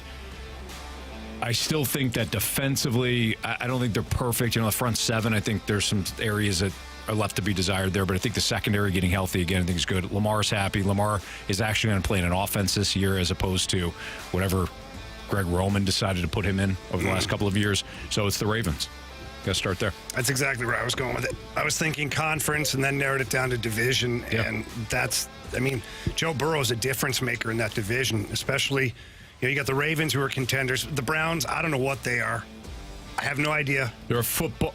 I don't know what kind of team they're going to be. I don't know what version of Deshaun Watson, the player, you're going to get. Yeah. I think the rest of the division is the one that benefits from Joe Burrow being out for an extended period of time. And God forbid, because I don't want to see an NFL without Joe Burrow, man. He's so fun to watch. No. But if there is some sort of long-term thing, not saying there is, but what about the Chiefs? Chiefs would benefit too. Well, that's kind of where I was started with the conference. But the Bengals have been the one team. Buffalo's given them the issues too. But the Bengals have really given Kansas City problems. You went down to the wire again last year, and we could have been watching Cincinnati and Philly in the Super Bowl. They've done a really nice job against Kansas City. Think about some of those fringe teams too that are close to being a really good contender in the playoffs and possibly make a push to the Super Bowl. You think of the Chargers. Mm-hmm. They're right there. Of course, they blew up in the playoffs against the Jags. Another team that's right there. Maybe they end up taking that spot because they both have great quarterbacks as well. Maybe they end up taking that spot that Joe Burrow and the Bengals had if, of course, he's not healthy throughout the whole season. I wouldn't sleep on Pittsburgh either as a wild card team. They're always competitive. They're competitive because of Mike Tomlin. Even as bad as they were last year, they almost ended up 500. And Kenny Pickett, there were some moments there where like, oh, okay, Kenny Pickett's playing pretty well here. Their offensive line is solid. Their front seven is excellent. So, well coached. They're not going to beat themselves. So I think the Steelers are interesting, too, from a wild card standpoint. So the first 2 weeks of the season for the Cincinnati Bengals, they play the Browns and they play the Ravens. So that's not good if Joe Burrow is to miss a little bit of time at the beginning of the year. Good call. Third down. Which new coach will have the biggest impact on his team? It doesn't necessarily need to be a head coach either. I would go with Todd Monken then. If it doesn't have to be a head coach, I would go with Todd Monken, who was hired to be the offensive coordinator for the Ravens to replace Greg Roman. I cannot tell you, as a football fan and somebody that has watched, that has talked to guys like Kerry Davis, won a Super Bowl, somebody that knows offenses and how they're supposed to be structured, I cannot tell you what a disadvantage it was for Lamar Jackson playing in Greg Roman's offense. teams knew how to diagnose that offense week in and week out. And it was basically the Lamar show because it had to be. Mm-hmm. Now you get somebody that can design passing concepts to get guys open, free Lamar up, expound his game. It's not just about Lamar. He's a fantastic player. He's got to stay healthy, and hopefully he will. But it's about the play calling, the scheming. I think you're going to see a couple more wins this year because you replaced the offensive coordinator finally. John Harbaugh finally woke up and said, I got to do something. I got to really do something about my offense. So I'm going to go with Todd Monken. For me, it's easy. Sean Payton. Yeah, great call. Sean Payton. I mean, that team was awful last year. Russell Wilson was awful last year. You get a guy like Sean Payton in there, and he can change a lot of things. I don't think that roster's awful. No. I think that roster's actually good to compete, but they needed some help. Mm-hmm. And if Sean Payton coaches as good as he chirps here recently, that team's going to be pretty damn good. You're right. I mean, you're completely right. Their defense was actually pretty good last year. Mm-hmm. If they would have scored some points, which Sean Payton is good for, providing a good offense. Yeah. They should be right in the mix. I don't blame Sean Payton. I think you guys talked about this last week when I was off. I don't blame Sean Payton for saying what he did. First of all, he wasn't wrong. He's got a lot to clean up. He takes over. What a mess. There's crap everywhere. There's some name dropping in there. Maybe you should have refrained from that. He doesn't have to do that. Listen, Anthony, you're a professional guy, okay? I know you. Same situation. You would not have dropped names. No, you're right. You would have said, hey, look, there was a lot of dysfunction here in this offense last year, and we're here to clean that up. Good call. You wouldn't have said, by the way, Nathaniel Hackett, he sucked. Yeah. I can't even believe he got hired. Who the hell hired him? The guy behind you that hired you. Well, that was a really bad mistake. He just burned the whole house down. Good call. He was unprofessional. You're right. 4th down. He was right, though. All right, guys. 100% right. Tonight is the Hall of Fame game, which you can listen to right here on 101 ESPN. Pregame starts at 6:30. It's between the New York Jets and the Cleveland Browns. The question for you guys is, which poverty franchise has the best chance to win their division this season? Is it the Jets or is it the Browns? Oh, the best chance? Wow. I'm going to go with the Browns just in case, just if Joe Burrow gets hurt and Lamar Jackson gets hurt at some point too. There's less traffic for them in the AFC North. In the AFC East, all 4 teams could be playoff competitive teams. And the Patriots are a bit of a wild card here. Mm-hmm. But Bill Belichick, again, and now with Bill O'Brien that's there, they have an offensive coordinator now too. Yeah. So I definitely think that the Browns have a better chance. I agree with you. I think the Browns, I don't think we can sleep on Deshaun Watson, even though he's been out for a few years. But you have Amari Cooper, who looked really good at the end of last year. Might be a player that I'm looking for fantasy football-wise. But you get those 2 guys, and plus the rest of the team, they had to massage some things out in the offseason. Oh, Marsh. Come on. What are you doing? What are you talking about? That's well played. Deshaun Watson hadn't played a lot of football for, an extended period of time there. So he had to shake off the rust. That offensive line. He had to work it out. He had to work it out. Yeah. He had to work out some of the kinks, some of the frustrating aspects of that Browns, his own play. Yeah.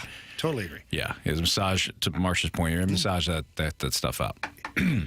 Should be more relaxed in the offense. Should be ready to go. Probably a lot more. Well, he's going to be excited, I think. He's going to be excited to tackle this season. I think we're all excited, though. Football's back. All right, I'm excited. All right, it's Fast Line on 101 ESPN. Do you believe the Cardinals will change their model? That's next on 101 ESPN.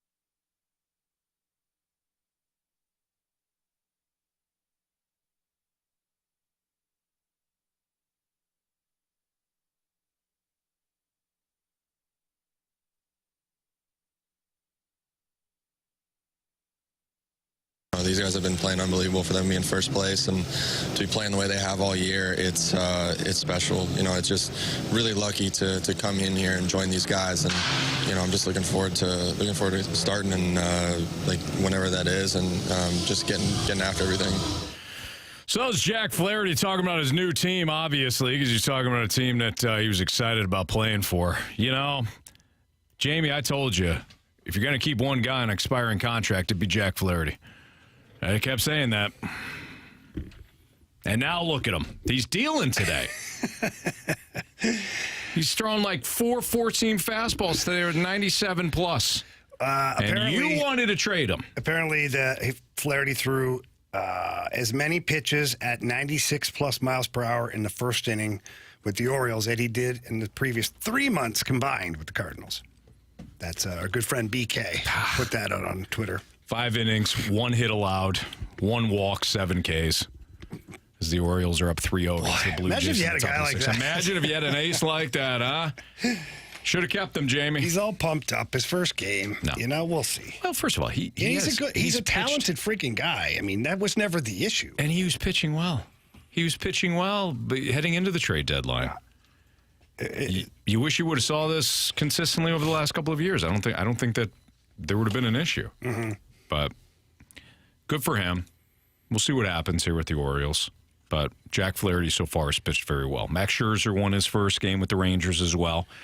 Jamie and I made fun of him for allowing 3 runs in the first inning against the White Sox. Then he decided to sit down, what was it, 13 of his next 19? 13 of the next 14. Yeah, struck out 9. Mm-hmm. Rangers beat the White Sox 5-3. Orioles right now, again, up 3-0. Orioles, Jordan Hicks, I think, blew a save the other day.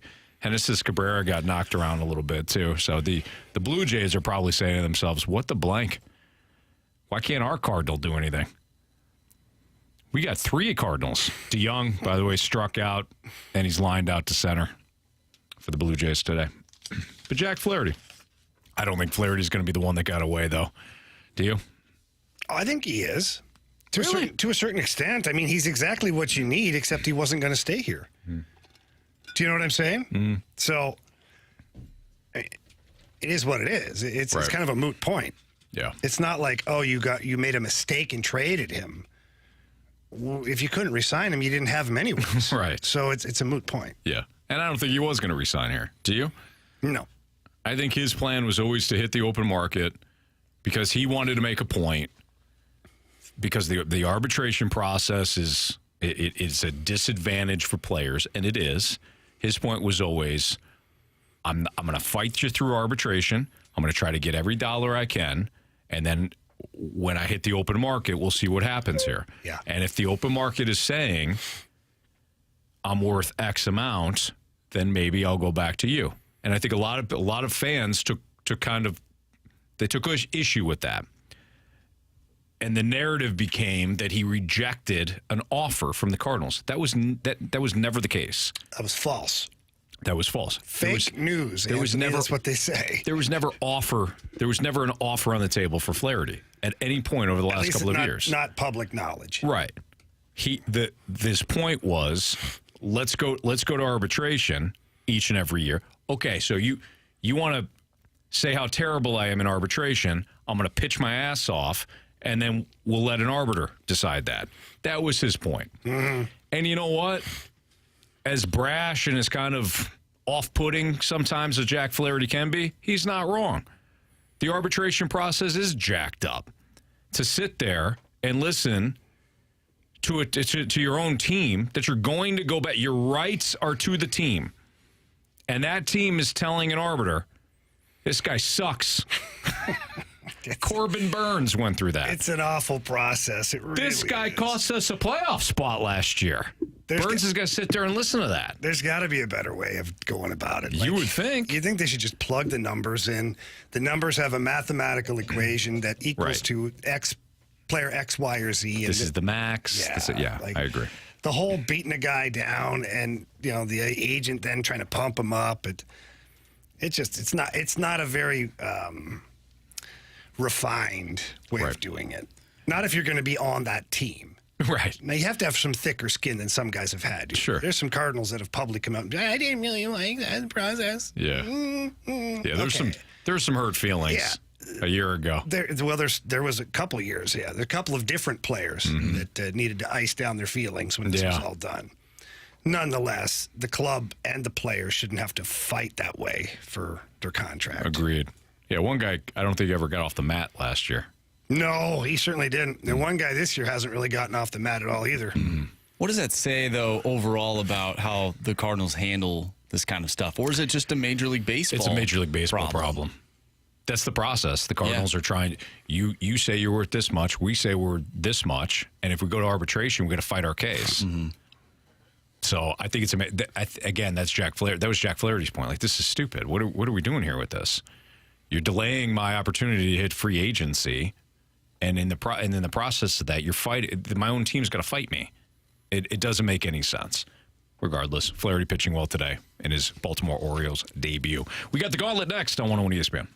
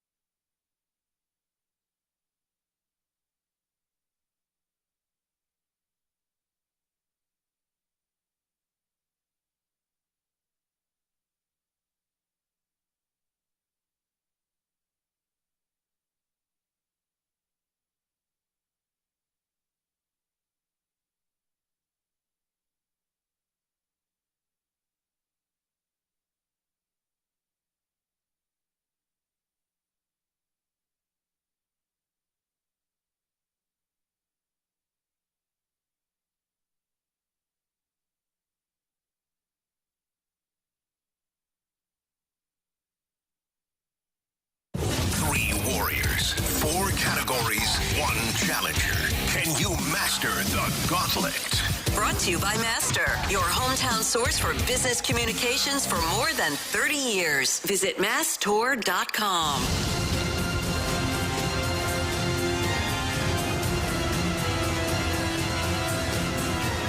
It's 4:03 here in the fast lane. Your time check brought to you by Clarkson Jewelers, an official provider of Rolex jewelry.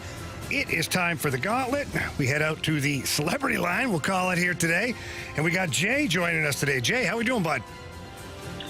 Doing well, boss. How about yourself? I'm doing pretty good. I'm hanging in there. All right. So in the Gauntlet 2.0, I think you're aware we have the wheel picks the categories, but you pick your opponent. Who's it going to be today? Is it going to be Andrew Marsh, myself, or Anthony Stalter? I think I want to take on Stalter today. All right. That works out great. That works perfect because Anthony left to go to the bathroom. I think he fell in, honestly. Get out of here! No, you can leave, Anthony. He just came back and poked his head out of here. Okay. I win by default then, right? No, he showed up just before, so we're going to play this out. And, Jay, I know you're not a guy that wants to win that way. Come on, man. You want to beat Anthony. That's fair. That's true. All right. So, Jay, just one more thing, and that's tell Marshy to spin the wheel. Spin that wheel. All right, Jay, what are you hoping for? Baseball. Baseball? What do you not want? Hockey. Okay. Well, you do realize who you picked, right? Yeah. And what does Anthony get a lot of? Yeah. Hockey. Yeah, it's hockey, brother. Category is hockey. Oh, man. At least it's 10 minutes. All right. So there's 4 questions. If you answer the question correctly without the options, you get 2 points. If you use the options and can answer correctly, you get 1 point. And if you don't answer correctly, well, you get 0 points, and we might laugh at you. That's good. All right, Jay, are you ready? As ever. Okay, again, category is hockey. Question 1. Who recorded a hat trick in the final game of the Stanley Cup Final last season? Oh,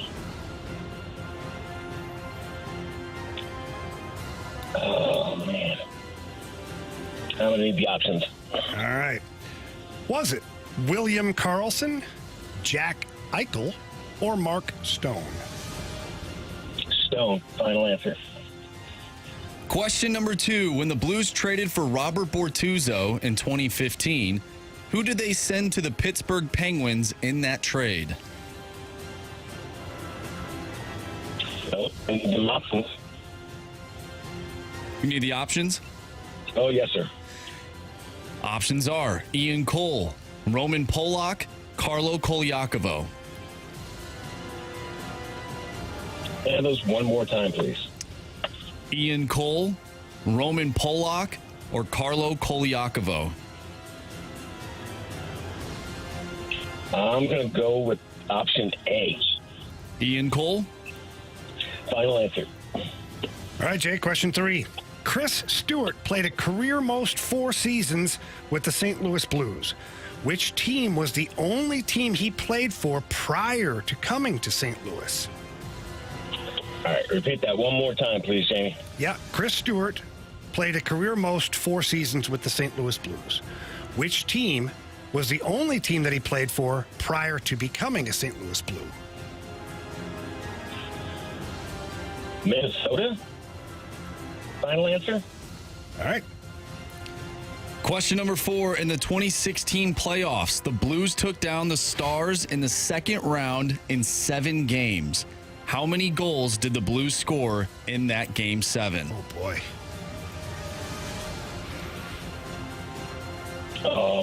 My friends are going to kill me. It's a tough question. 4. Final answer. All right, Jay, we're going to get Anthony Stalter in here. How you feeling, bud? Terrible. Well, Anthony's coming back in here. He's going to be plugging in the ears. Anthony, how you doing, bud? How was your commercial break? Everything come out okay? That was fine, honestly. Everything's good? I didn't realize. I went to the bathroom and then I listened. I'm like, oh, we're coming back. Mm-hmm. Right now. Yeah. I just started. Yeah. Just started. It's fine. Well, I'm glad everything's okay. Yeah, everything worked out. All right. Well, you better pack a lunch. Oh, great. All right. Facts. Yeah. Snacks. Category. Who do we have, by the way? We got Jay. Hey, Jay. How are you, man? I'm doing well, Anthony. How are you, sir? Apparently not too good. If these guys are telling me to pack a lunch the way, Jamie was ferocious about it. Yeah. I'm telling you, man, I nailed every one of them, I promise you. No! Okay. All right, Anthony. Your category today is hockey. Like for real hockey? For real, it's hockey. For real. Of course it is. Yeah. All right. Good. Okay. Good, great, grand, wonderful. I've been studying. First of all, I think I won my last hockey matchup. Maybe. I think I did. I hope you did, Anthony. Proud of you. Jamie, you've been teaching me a lot about hockey recently. Oh, don't you blame me for that. Anthony, you actually lost your last time. You lost to Matt. Okay. Anthony, it's time to change. I'm bouncing back. Go in a different direction. Let's go. All right. Category is hockey. Options. Question number 1.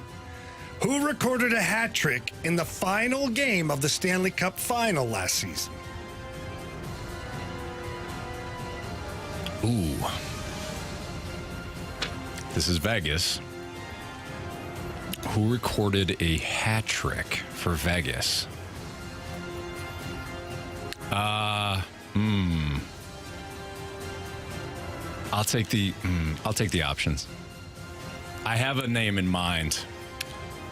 Was it William Karlsson, Jack Eichel, or Mark Stone? Okay, my thought was Mark Stone, and then when you said William Karlsson, then it... Not to be confused with Dylan Karlsson. Did you say Dylan Karlsson? Not to be confused. Not to be confused with Dylan Karlsson. Or Dylan Larkin. You're right. I'm going to stick with my gut. I'm going to say Mark Stone. You taught me to stick with my gut. I was thinking Stone. Give me the scumbag Mark Stone. All right. Well said. Question number 2. When the Blues traded for Robert Bortuzzo in 2015, who did they send to the Pittsburgh Penguins in that trade?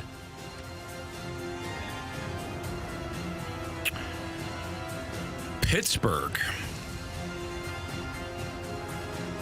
I know Revo. Did Revo wind up with Pittsburgh at one point? The only name that comes to mind is Ian Cole. I think Ian Cole went to Pittsburgh. I don't remember if it was for Bortuzzo, but I know Cole went to Pittsburgh, so I'm going to go with him. Ian Cole, final answer.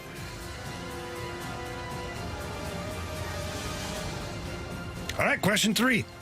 Chris Stewart played a career most 4 seasons with the St. Louis Blues.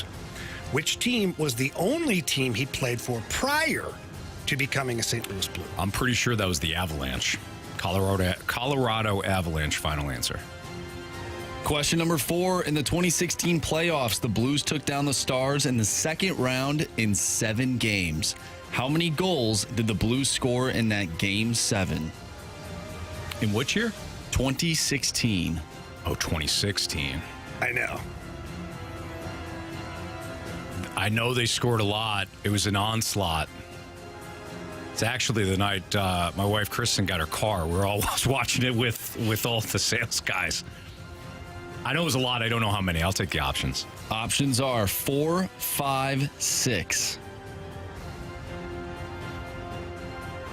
I don't think it was 4. My options are really 5 or 6 then. For some reason, I thought it was a lot. I'm going to go with the highest. I'm going to go with 6. Final answer. All right, let's start right there. In the 2016 playoffs, the Blues took down the Stars in the second round in 7 games. How many goals did the Blues score in that Game 7? Jay, without the options, said 4. Oh. Anthony, with the options, said 6. Answer is? It's a serious number, gentlemen. The answer is 6. Nice. 6. 1-0, Anthony. Okay, next question. We'll go to question number 1. Who recorded a hat trick in the final game of the Stanley Cup final last season? Jay, you went with Mark Stone. Anthony, you went with Mark Stone. Answer is? It is Mark Stone. You both needed the options for that. So 2-1, Anthony, after 2. Next question. When the Blues traded for Robert Bortuzzo in 2015, who did they send to Pittsburgh in that trade? Jay, you said Ian Cole. Anthony, you said Ian Cole. Answer is Ian Cole. Nice. Anthony did not need the options. Nice. So here's where we're at. The final question. Anthony's up 4-2. I can tell you this. You both have different answers, and neither of you used the options. Here's the question. Chris Stewart played a career most 4 seasons with the St. Louis Blues. Which team was the only team he played for prior to coming to St. Louis? Again, Jay, without the options, said the Minnesota Wild. Anthony, without the options, said the Colorado Avalanche. The answer is... Former Blue Eric Johnson went to the Colorado Avalanche. Wow. You have chosen poorly. You lose. I started to really doubt myself when you said Minnesota. Did he play for Minnesota? He's played for Minnesota too. After. Yeah, after. He got you 6-2 today, Jay. Wow. That was a beatdown. Good job, Anthony. No, thanks, Jay. I seriously, I thought we were definitely heading to a tiebreaker as soon as Jamie said Minnesota. But yeah, good stuff, man. Nice job. Who knew that Jamie was a good coach? He was. Yeah, he was. He absolutely. Yeah, he is. Well absolutely. played, Jay. Well yeah. played. Hey, Jay, thanks for playing, man. Thanks for listening. Thanks, guys. Let's See you go later, Buffalo. There you go. See ya. Shout out Jay. He lives in Buffalo. Still listens to the show. Nice. Does Jay send in? I feel like we get a fair amount of Bills questions. Is that Jay or is that our He's guy probably Donnie the guy Fandango? that rips us every time we say something Bad negative about the Bills. And Yeah. I don't blame him. Yeah, I don't either. The Bills Mafia is they're serious. They are. They absolutely are. Well, we also have Raider Jay, too, the Raiders fan. 2 different Jays. There's still a Raider fan out there. God bless you. And this is as a Falcon fan. The Raiders have had a tough stretch. Well, they're in Vegas better than now. the Falcons. It's a different team now. They're in Vegas, Anthony. Who's the last one to go to the Super Bowl? Oh, do you call it? Really? You want to talk about that? Who's the last one to show up in a Super Bowl? You want to talk about that? Not Show up really. for a half. Not really. The Raiders, that was a decent game against the Buccaneers back in They got 2003. Anthony, stop. No one remembers the score. There's like 55-10 or something. We'll look it up. All right, there you go. That's the Gauntlet here in the Fast Lane on 101 ESPN. Will the logjam be figured out in the offseason? Of course, the logjam we're talking about is the outfield situation for the Cardinals. We'll talk about it next on 101 ESPN.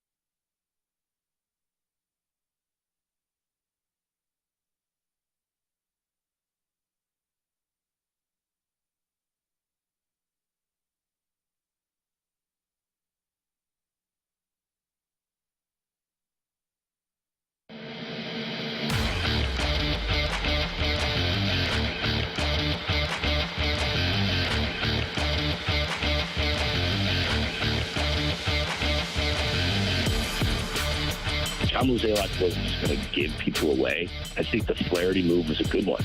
When you look at the young Cuban defective, 24-year-old second baseman we got, he can hit, and he's going to play in the big leagues at some point. He's close to the big leagues. They get another minor leaguer along with him, and he was asking for talent, for a rental. And to get what he got back, I give him an A+ on that move. I'm not kidding. I give him an A+ on the Flaherty move. You can't determine whether or not it was a good trade deadline after the hours after you sell. You have to wait 2-3 years to see if you got any real talent back. All right, that was the one and only Greg Amsinger talking about the Cardinals' moves, pride of Lindenwood, MLB Network. The great Greg Amsinger. Well spoken. He's very well spoken. Yeah. Handsome as ever. The voice doesn't match the face, though, for me. No. Yeah, because it's kind of... He's got that raspy. Yeah. And then you see him, he's kind of like, He's polished. Yeah. Perfect hair. Yeah. Did you use the same pomade that Greg uses today? I know Randy was complimenting your hair. You're saying Anthony's using pomade? Pomade. Yeah, like hair gel. Yeah, like a gel. Oh, I was thinking something different. Yeah. Marsh probably... What the hell are you thinking of? I mean, come on. Well, I know, but... You could probably guess. Is that like a brand? Yeah. I mean, you've seen something about Mary. No, Jamie. Come on, man. I don't know who that is. Greg was probably using some sort of hair product that was definitely way more expensive than the stuff I got. Like sunscreen and sweat. Exactly. Rosin. That's exactly what I was using. All right. Will the logjam be figured out in the offseason? The logjam, of course, being in the outfield for the Cardinals. You got Jordan Walker. You've got Lars Nootbaar. You've got Tyler O'Neill. You've got Dylan Carlson. And then you've got a slew of infielders that can also be outfielders. Brendan Donovan and Tommy Edman. What do you think that this gets figured out? Something tells me it won't, Jamie. I think they're going to go into next year with the same issue. Because they always have to have one thing that does not get answered in the offseason. At least one thing. Oh, you think there's only going to be one thing? Oh, no. That's what I'm saying. At least one thing. I think so. Let's break it down just for fun here. So we'll go with outfield. We'll go with middle infield. Mm-hmm. Because, they've got a lot of those guys, too. Yeah. Go with DH, because they've got a ton of DHs. Mm-hmm. Old catchers, let's figure that one out, too, because we don't really know who the catcher's going to be. I think we do. It's Andrew Kisner. And it plays into the DH role then, too. Mm-hmm. Okay, so the DH, catcher, and pitching. So what we thought was just pitching heading into the offseason has turned into outfield, middle infield, DH position, catcher position, and pitchers. That's correct. All right, a couple things to figure out there. Yeah. I don't know what the hell they're going to do. I don't think Mo is going to trade O'Neill. I think he gets really nervous. I picture Mo on the line with some of these teams. And he's got PTSD because of the Randy Arozarena deal, because he let Adolis Garcia go. I think he's got some PTSD. Yeah. So he goes more toward I'll just hang on to him and then we'll figure it out. I don't think he's going to trade Tyler O'Neill. I think he's got sleepless nights thinking about how he's going to replace Tyler O'Neill and his injury production. I mean, well said. But he doesn't have Tyler O'Neill's replacement right now. I mean, guys with... Doesn't he? No, but guys with that ability. Okay, so let's just focus. Let's focus on the 5 tools, the ability. Yeah. Guys like that don't come along very often. Now, can Alec Burleson match the offensive output of O'Neill? Probably. Probably pretty close-ish. I mean, what we're seeing currently. Yeah. Okay? But there's no way he compares defensively. We know that. Who else? Like, that's the thing, is O'Neill possesses some unique skills. Right. So, but same thing being said, I go back to what I said earlier today, is I hope Tyler O'Neill has an incredible stretch run here. Then you have to trade him. You can't be enamored by what he is at that moment. At that moment, if you're John Mozeliak, you have to look in the mirror and go, this is the perfect scenario. I can finally move this player for value in return. Mm-hmm. because at the trade deadline, I told everybody that I couldn't really move him because we didn't really think we'd get value for him. Now he's on the last year of his arbitration, so last year of, we'll call it team control. You can't end up in a situation where you're at the deadline and now you just trade him for whatever next year because you're losing him anyways. Yeah. Here's the biggest problem that I see with this logjam situation. Jamie, walk with me here. Mm-hmm. Jordan Walker, you're not trading him for obvious reasons. Nootbaar. Does Nootbaar have a lot of trade value right now? I think he does. Yeah, I do too. And we just went over his numbers and all that stuff, and I'd be a little bit gun shy trading Newt. Do I want to trade a productive player? No. Okay. So Walker is for right now an untouchable. Nootbaar is productive. You don't want to give up the production.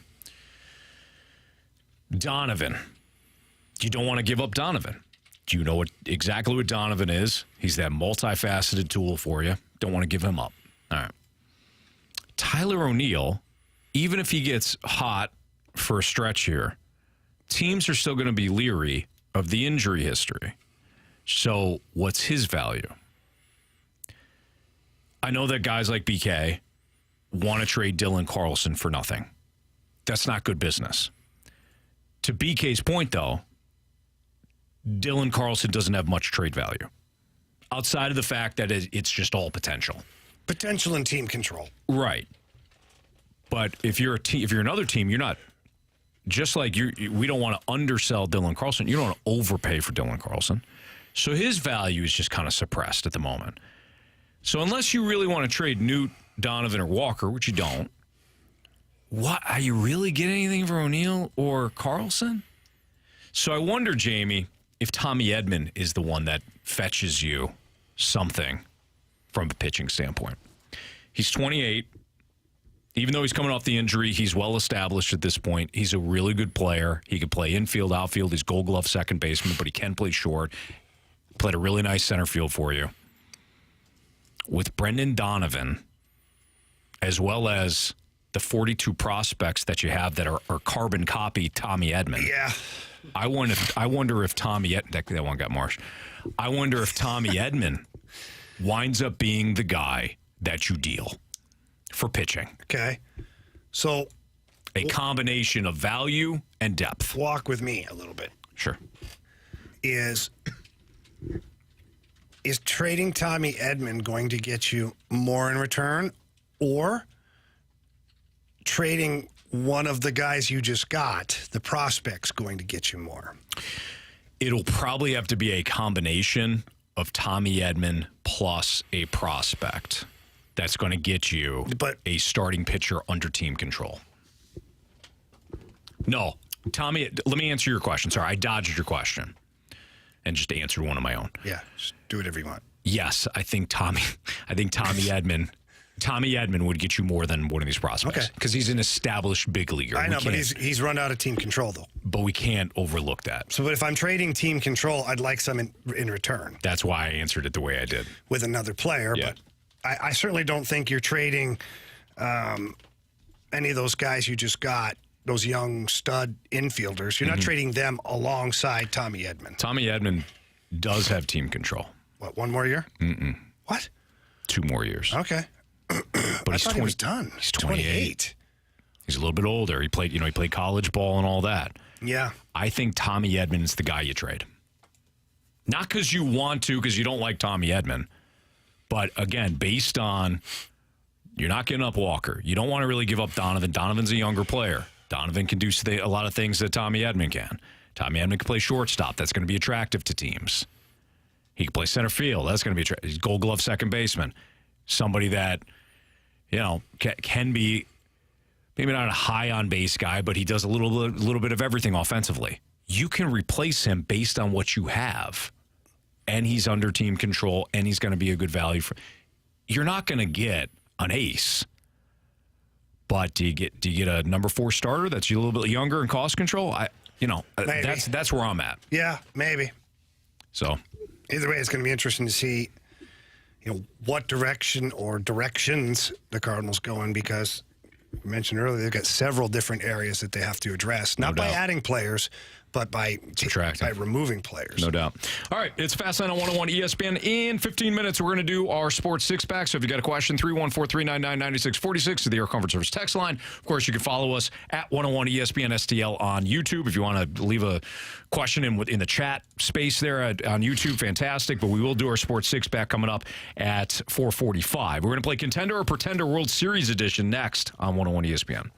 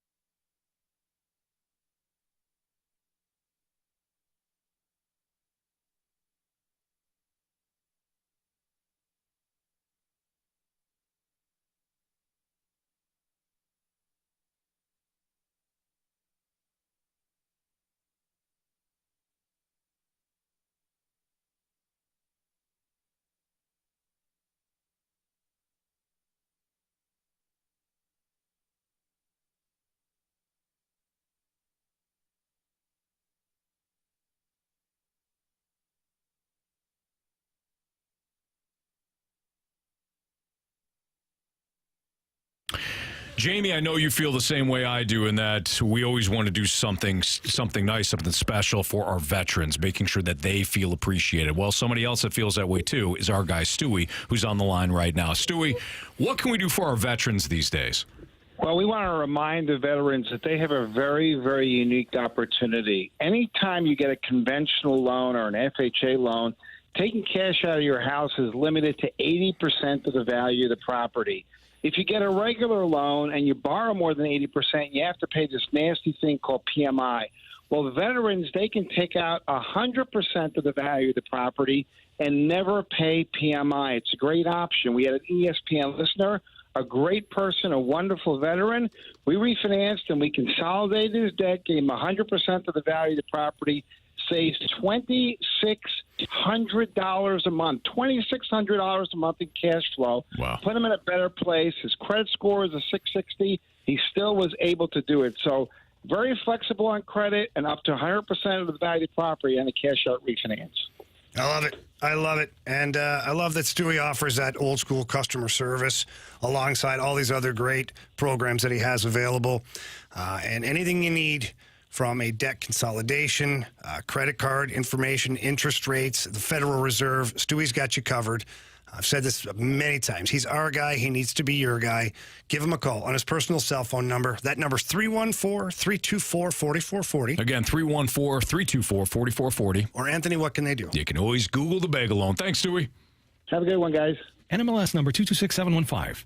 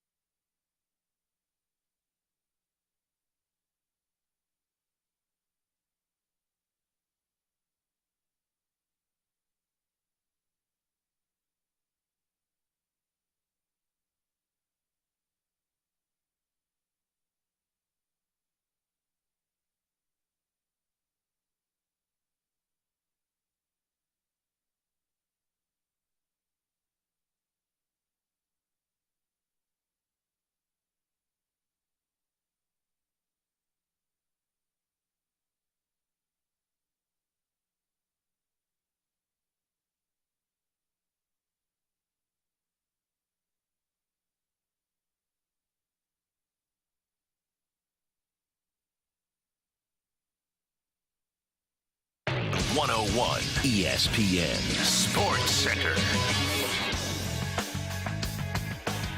I'm Andrew Marsh. It's time for a Sports Center update driven by Johnny Londoff Chevrolet and Johnny Londoff Autoplex. The Cards get the victory over the Minnesota Twins last night by a final score of 7-3. Dakota Hudson, who was on the mound, pitched 7 innings, gave up 2 hits, 3 earned runs, 3 walks, and struck out 7. Matthew Liberatore on the mound for the Redbirds tonight, going up against Sonny Gray. 6:45 first pitch. Tonight, you can listen to the Hall of Fame game in Canton, Ohio, as the Browns take on the Jets. Pregame for that starts at 6:30. If you missed anything from today's show, make sure you go to 101ESPN.com or check out the 101 mobile app. It's all brought to you by Dobbs Tire and Auto Centers. I'm Andrew Marsh, and the Sports Center update is driven by Johnny Londoff. Find new roads and shop 24/7 at Londoff.com and LondoffAutoplex.com. Are you kidding me?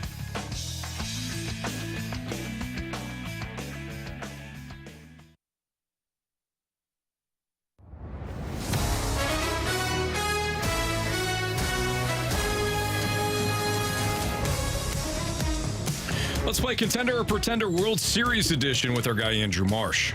All right, guys, let's start off with the Miami Marlins. Last night, they were in a back-and-forth game with the Philadelphia Phillies. Contender or Pretender for this year's World Series, the Miami Marlins? I really like their pitching. I don't like their offense as much. I'm going to say Pretender for the Miami Marlins.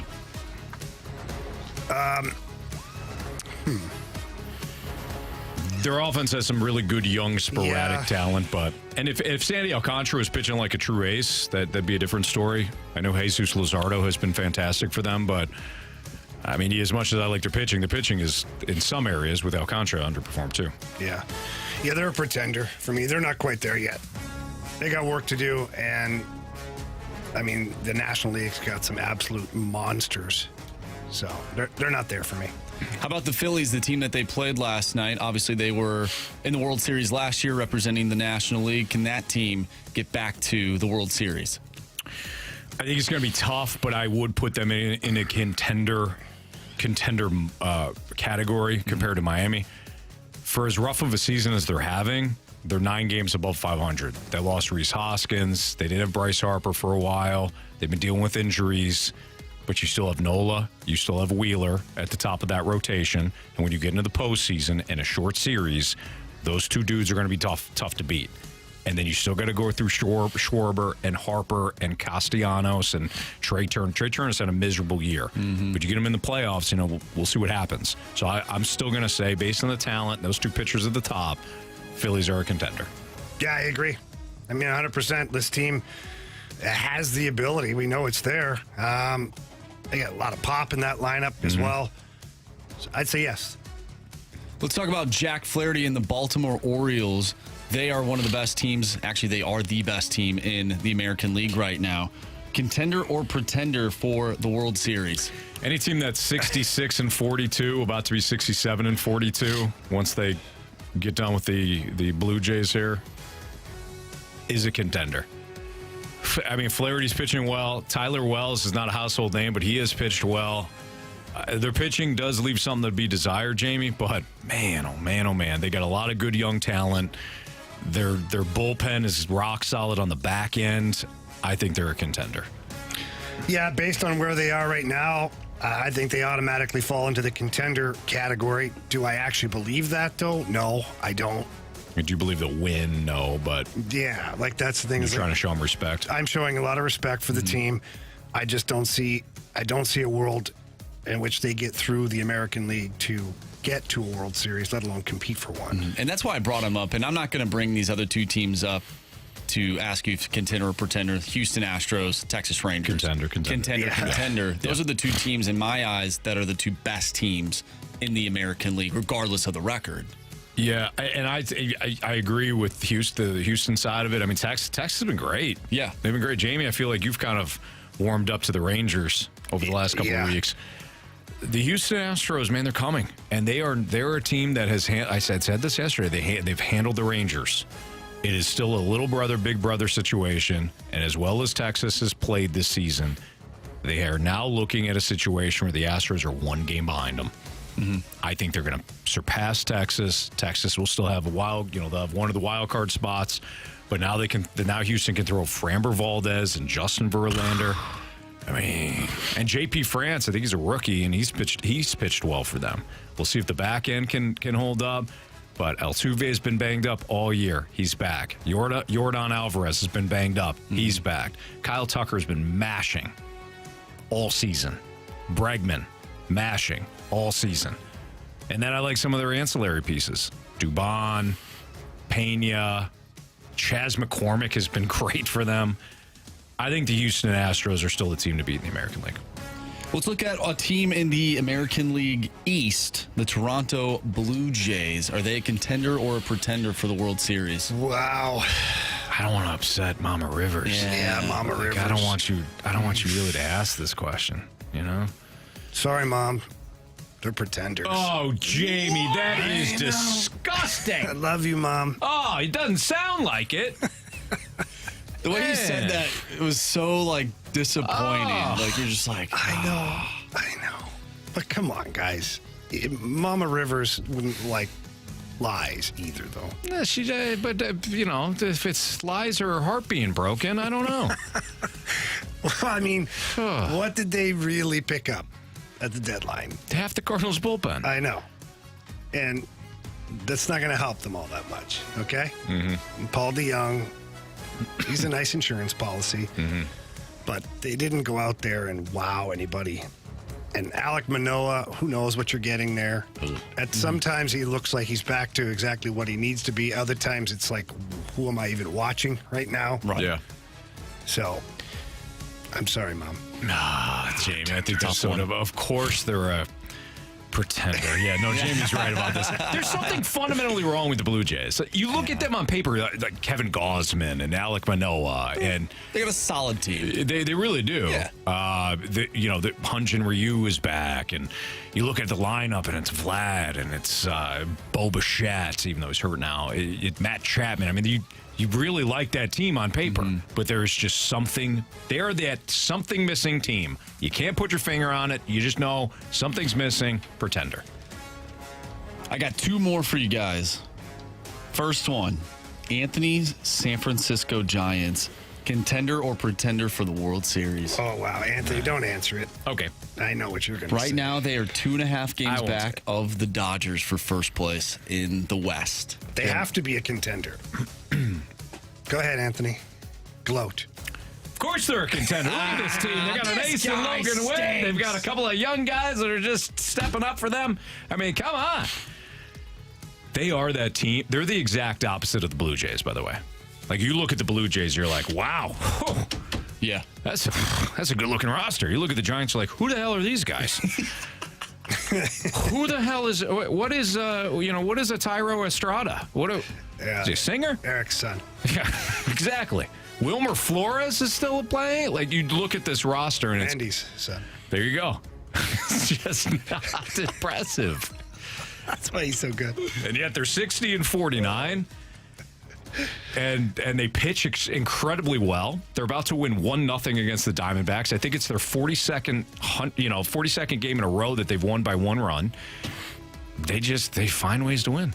So I think you got to go with contender. Last one here. Literally anybody from the American League or National League Central. American League or National League? I like the way you did that.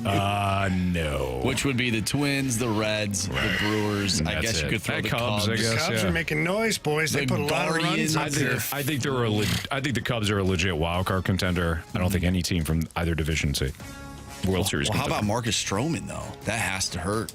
Oh, big time. Something has been like that's. There has been.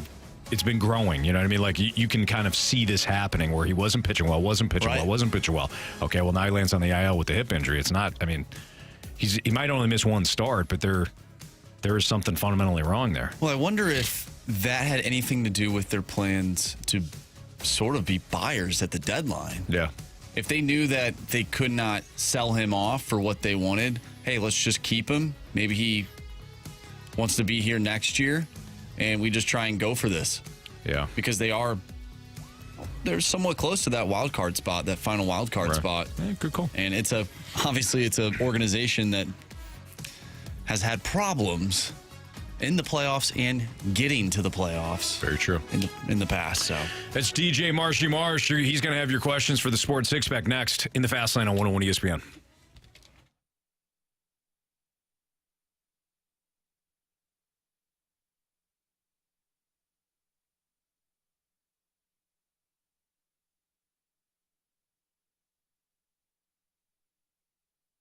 Paying too much for your ED meds? The Medicine Shop in St. Charles is your destination for cheap ED meds. They have generic called sildenafil for less than $2 a pill. Prescription is required, and you don't have to live close either to cash in on the savings. They have free, discreet shipping to your home or your workplace. They also have a full-service pharmacy, great staff, customer service is fantastic, located in beautiful St. Charles. Give them a call, 636-949-5593 or stcharles.pharmacy. That's stcharles.pharmacy.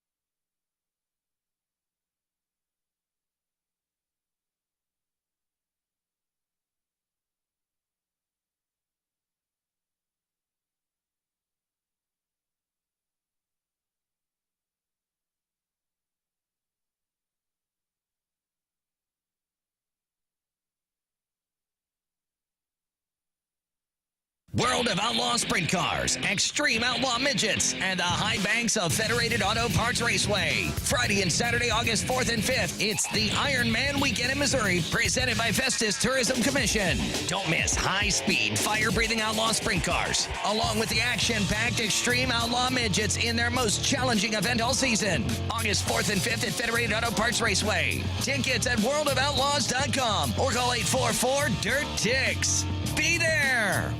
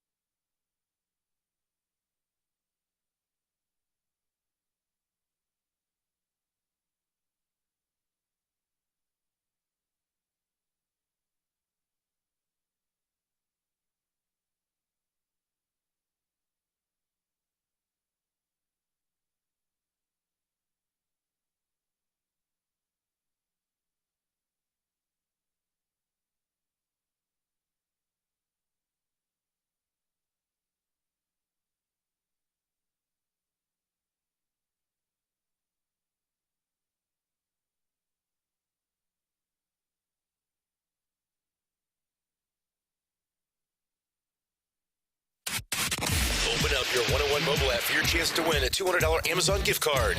We're always loaded up with awesome giveaways in our 101 Listener Rewards section, including your chance right now to win that $200 Amazon gift card. Get entered to win now at either 101ESPN.com.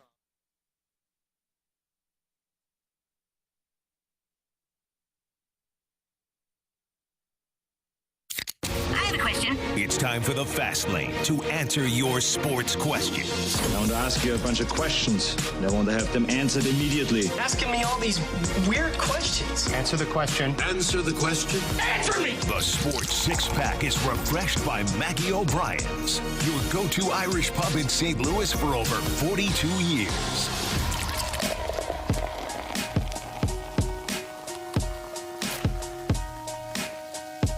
Time for the Sports Six Pack with Jamie Rivers. I'm Anthony Stalter. Andrew Marsh has your questions. Question number one. All right, gentlemen, from the 314, this texter has a podcast, and one of the topics on their podcast was, which has ruined college sports more, NIL, transfer portal, or conference realignment? Yes. No. All of them carry a piece of the pie. I would say transfer portal. I think the transfer portal is the biggest joke ever. I think it's transfer portal. But you know what? There's always two sides to this, right, Anthony? And I think we had come to a small conclusion or a thought on this, to where we said that, you know, you can use a transfer portal, but only if, like, only once. What was it, the solution? It was like once, and only if there's a coaching change. Only if there's a coaching change. Yeah. You can't just decide to leave because you had hurt feelings. Yeah. But if your coach has decided to, you know, hey, I'm going to take a better job. Yeah. And you're automatically qualified. Yeah. You don't have to, but you can transfer now. Because if the coach can do it, why can't the player? I totally agree with that. You know, the coach made a commitment to the program, and a lot of times, most of the times, he's making the commitment to who? The parents. Oh, he's sitting there in your living room telling you how much little Johnny's going to mean to him, how much he's going to play. I've never had a player like this. Yeah. Your son is exactly what we're looking for. He's like the son I've never had. Don't you have 3 sons? Yeah, but not like this.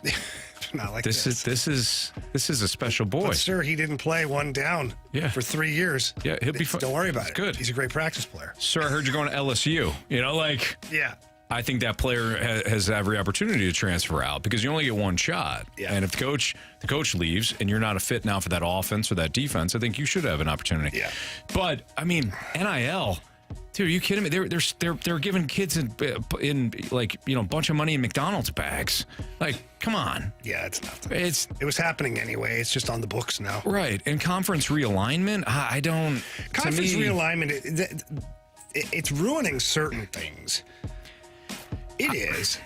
Has Nebraska leaving the Big 12, did that ruin anything? No, but there's Maryland. a bunch of people with UCLA and USC leaving. Like, those are some big gaps or big holes in the conference to where now it affects your TV deals. That I agree with. So when they do all this realignment and they just jump from conference to conference or whatever it is, sure, TV coverage is going to follow the good teams. Yes. So then you end up with a conference like, was it the Pac-12?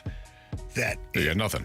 Why would we'll be on tape delay for this game? Like, do you know what I mean? Yeah. We'll be airing this at midnight. The Civil War between Oregon and Oregon State coming at you on, what is it? Public Broadcasting System. Free V. free. Just download your Free V app. I always see that. I go, what is that? You're not going to want to miss this. Oregon State. Yeah, no, I think that's a good point about the TV contracts. That's the only thing I see. Yeah. Question number 2. From the 618, what NFL matchup are you most excited for this season? Ooh.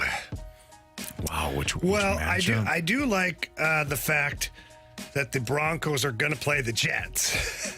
Yeah, there you I'm go. very intrigued by Sean Payton versus Nathaniel Hackett. Yeah, that's pretty good. So that seems fun to me. Now, as far as like from a football standpoint, I mean, this one's kind of tough. I mean, why don't we just go with like the first week? How about that? Opening week, you do have Detroit at Kansas City on opening night. Want to know, Lions. By the way, can we talk for a second about Dan Campbell seriously requesting a real lion on the sidelines? I mean, that's pretty cool. And the NFL literally having to like say no, and that you're not allowed to have a real lion on the sidelines. Dan, liability loan. The lion. I mean, take your pick. Yeah. PETA, liability. Right. Yeah, Dan, who's watching this lion as your coach? Where is he staying? Right. Like, is he at your house, Dan? Yeah. Right. You can go to the Detroit Zoo and bring the lion down. I mean, what are we doing here? I love his spirit. Yeah. Maybe not. How misguided it may be. But he's got a great spirit. Yeah, I'm here for it. I mean, so honestly, Jamie kind of nailed it with the Broncos and Jets. So I'm looking at the storyline. Looking at week 1, all of these matchups kind of stink. They kind of stink until Sunday Night Football. You have the Cowboys and Giants, which from a marketing standpoint, good matchup. I think the Giants stink.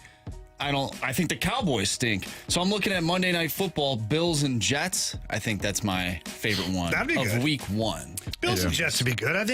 I think there's going to be intrigue. Dolphins-Chargers looks good. That could be a good CBS game. Yeah. Good second game for you. But I think the Jets are going to be intriguing almost all season long just for the Aaron Rodgers saga. Oh, man, you got Tampa right away there, Marsh? Jeez. Yeah, I know. Thank God at home, too. Wow. Shaky bakey on the road there. 12. I should have looked at Minnesota's schedule before I made that waffle. Where's the that Falcons waffle on wager that there. one there? Where are the Falcons? They play the Panthers. They play the Panthers, yeah. How many noon games does Shaky Kirky have? Let's see here. 1, 2, 3, 4, 5, 6, 7, 8. No, wait. One. Don't worry. Week 2, you got a Thursday night game. You got a against the Thursday Eagles. night game. Yeah. You've got a late window CBS game against the Chiefs. We're screwed. Dude, you got a Monday night game against the Niners. You've got a Sunday night game against the Broncos. Hey, we play the Falcons. Following week, That's you've gonna got be week 9 is going to be the backbreaker. You've got the Monday night matchup against the Bears. You got a late window game against the Raiders, a TBD situation against the Bengals. So probably flex that one in it. This is, Marsh, I would be concerned, man. Another Sunday night matchup late in the year. You don't have enough noon home games for Kirk this year. We'll see what happens. Maybe the quarterback show will end up changing that now that he's front and center in front of the country. On Netflix, Anthony. He was on Netflix for 8 episodes. I'd be puking right now if I were you. I'd be really We'll see how it concerned. goes. We'll see how it goes. I'm not too worried about All I it. need is one team to win. Yeah. I don't care who wins. Just somebody win. Don't tie, Listen, please. I only have one team. Jamie's got 3 of them. I'm a lot older than you. What is that? That doesn't have anything to do with anything. Just counts for everything. I've had a lot more time in this earth to pick another team or two. Yeah. What question are we at? We're at question number 3. Yeah, we'll do that after the break here. Yeah, we got to get the full 6-pack in. Exactly. That's next on 101 ESPN.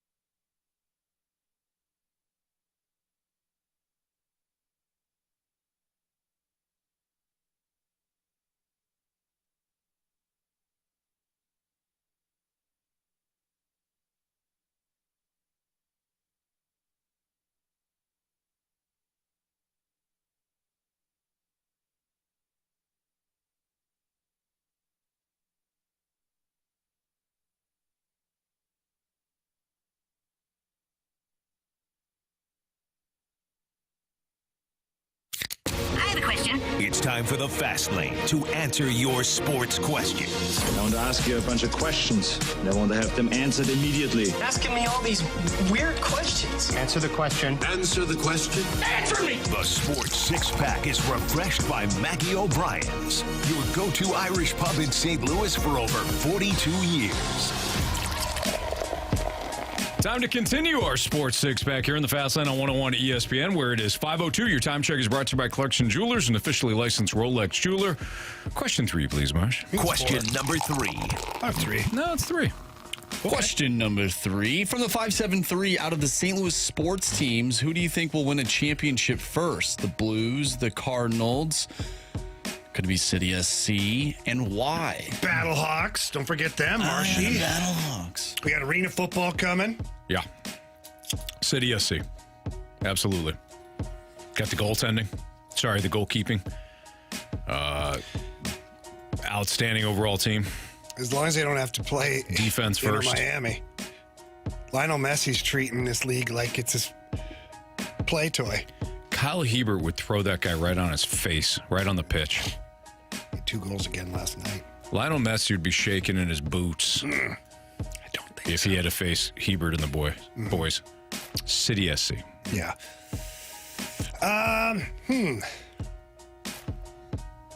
It's a tough question. Tough question because the Blues and the Cardinals are like almost in the same kind of spot right now. The Battlehawks, I don't know. Mathematically, you would say the Battlehawks have less teams to face, right? You don't have to win, 3 playoff games? Or 2 playoff games? You just have to win 2. Yeah, I'll go with the Battlehawks. Caw-caw! I figured out how to stop the run. Caw-caw! We got a whole brand new team next year. Well, what's his name? He's not even in the XFL anymore. He got the call up. Oh, yeah. Abram Smith. Yeah, the guy that had like 200 rushing yards against him at the Dome. Oh, give or take. That got ugly. Yeah, that was bad. That was real bad. Question number 4. Question from Thanks Dad for the Sports Six-Pack. Has the 6-1 hate sent any straight garbage your way that I'm going to be associated with today? Oh, wow. I haven't seen the 6-1 hate at all. I think he's boycotting us. I have. Well, they won last night. And I wrote it down. The logjam won't be fixed in the offseason. Mo has no idea what he's doing. He's not the god that STL Media makes him out to be. He's right. He always is. We do. I mean, well said. We make him out to be a god. There's no question about it. Next question. I mean, us specifically. I mean, Anthony, you got to stop doing that. I know. It's getting I know. The pedestal that you have him on is quite gross. I was fine until I saw that little John Mozeliak figurine on Anthony's desk. Well, is that what that is? Yeah. I thought it was I one made of it those myself, voodoo so. dolls. Well, that's because other is people Anthony in the office yeah. have tried to put pins in it, and then Anthony comes to the office, takes the pins out, and then you hear him, and I'm sorry, my little Modo. You're doing so good. You go get me another number 4. Yeah. Yeah. Is Anthony pulling the strings? You go get me another small middle infielder. With no eye contact. You go do it. Come on, my little Mo. Why don't you go get me my little pitch to contact guy? You're such a good boy. I mean, Jamie, did you record those conversations? You just heard of enough. I'm sick of hearing it, actually, Anthony. Anthony's actually pulling the strings. He's making Mo do the complete opposite of what we all want, so we have a little bit more content. Well, very true. You'll salmon swimming upstream. Sounds about right. Interesting. Yeah. So there you go. I didn't know you played with figurines still. Oh, just one specifically. Playing with toys still. Yeah. Gross. Question number 5. And do what you gotta do. From the 636, do you think the karma of not doing as much as they can to build a winner while overhyping and spinning players and scenarios has finally caught up with Mo and BD2?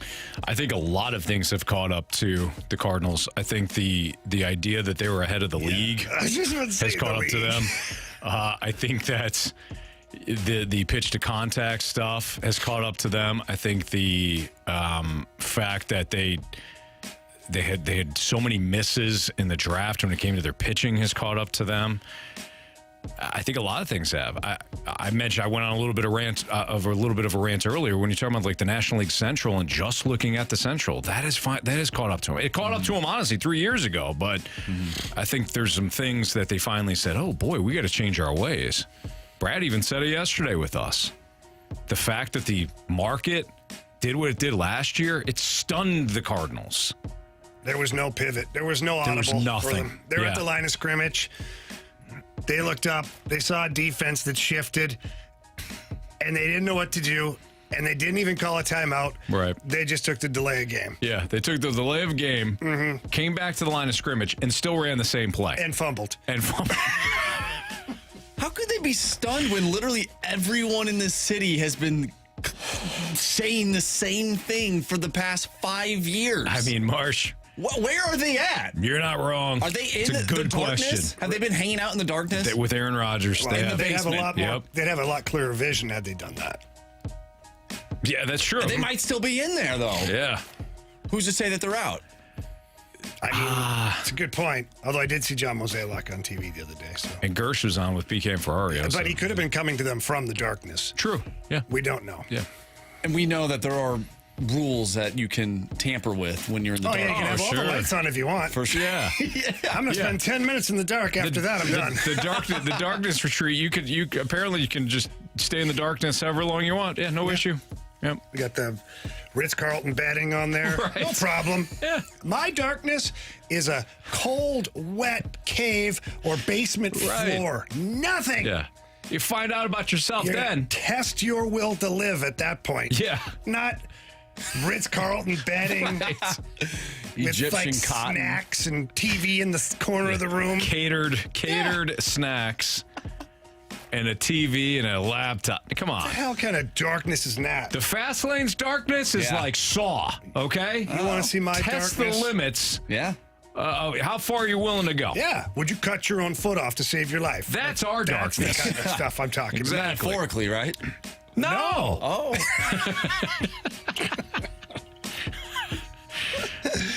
Anthony, how long could you last in the darkness without hitting your head on something? Oh, man, 30 seconds, 40 seconds probably. What's that? Marsha asked, how long can I stay in the darkness without hitting my head on something? I said 30 seconds, 40 seconds. Yeah. Yeah. It's tough. Just don't move around. And that's impossible for me. That's true. Good point. Glad we cleared that up. Yeah. Question number 6. Yeah, we made it. Yeah, we did. 2 segments. For sure. From the 217, if Jack goes out and improves his game and wins a Cy Young in the future, do we treat it like the Sandy Alcantara trade? No, because he No. was leaving anyways. Yeah. No. If you traded Jack after his 2019 or whatever it was, and he went on to, or not even 2019, if you traded him following the pandemic year, and then he went on to win a Cy Young, like when you still had team control, Jack Flaherty was leaving anyways.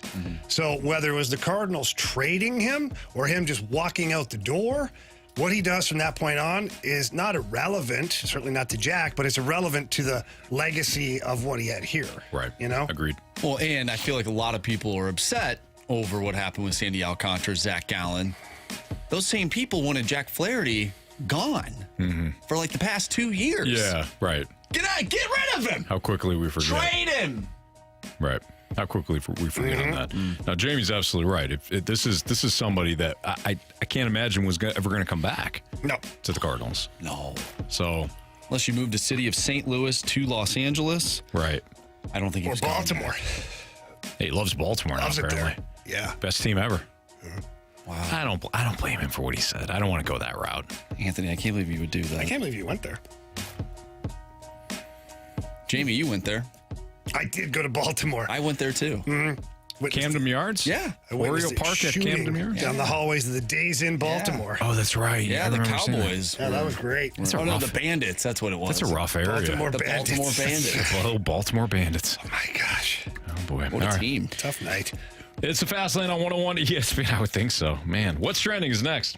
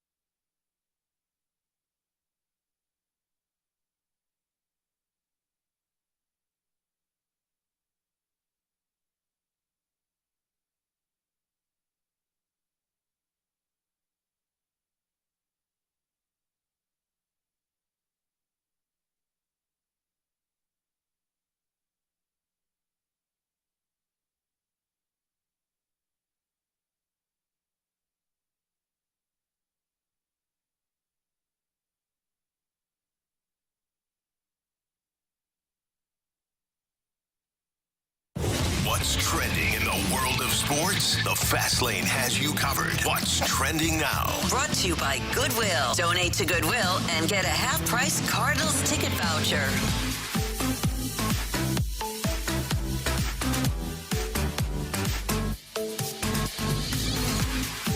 Welcome back to the Fast Lane here on 101 ESPN. Anthony Stalter, Jamie Rivers, I'm Andrew Marsh, and it's time for What's Trending. Gentlemen, Dakota Hudson, 7 innings pitched last night, gave up 2 hits, 3 earned runs, walked only 3 batters, and struck out 7. I can't remember the last time one of these starters went 7 innings. Very surprised that Dakota Hudson was one of those pitchers. But question for you guys, is this Dakota Hudson's chance to earn a spot in the 2024 rotation? Jamie, what did you lead the show with today? Called Tyler O'Neill and Dakota Hudson what? The poisonous apples. Yeah. More so Tyler O'Neill than Dakota Hudson. But Dakota Hudson is starting to drift into that lane just simply because he pitched a hell of a game yesterday. Now, can he do it again? That's the thing. It's one-off, really, because we haven't seen... I don't remember the last time he pitched as good as he did last night. Like, ever. Give him the runway. See what he does. That's what he does. He's definitely auditioning. Well, honestly, the career ERA and all that, it's actually pretty good. Now, the win-loss record, I know some people will cite the win-loss record. No, Marshy. The win-loss record, yeah, Marsh loves it. The win-loss record is the Cardinals' win-loss record. It's not necessarily Dakota Hudson's. I know people are like, well, he earned the win. Okay, yeah. Not exactly the best metric when it comes to how well he did pitch, but the ERA stands up. So can he do it for an extended period of time here? He's going to have the runway. Go for it. Maybe Liberatore and Hudson are kind of... Liberatore and Hudson are battling to be first in line for spring training for that what could be the last roster spot or the last rotation spot. You know what I mean? If there is going to be one spot handed out internally, you're not going to do it based on Hudson and Liberatore's performance over these next couple of months, but they could put themselves in position to be first in line for one of those spots. So far, so good for Hudson. That was impressive last night. I was very happy. See if we can do it again in 5 starts or 5 days here. Jim Irsay, we got to talk about this guy. Oh, what do you do now? Won't pay his running backs. Yeah. Oh, I already know where you're headed. Go ahead. However, he is spending money to bring an orca into its natural habitat on the West Coast. Have you not taken a look at this? I think it's a beautiful thing. No, it is a beautiful thing. I mean, come on. He's paying to have a whale moved cross country. That's awesome. Yeah, these whales are endangered species, guys. I'm not mad about that.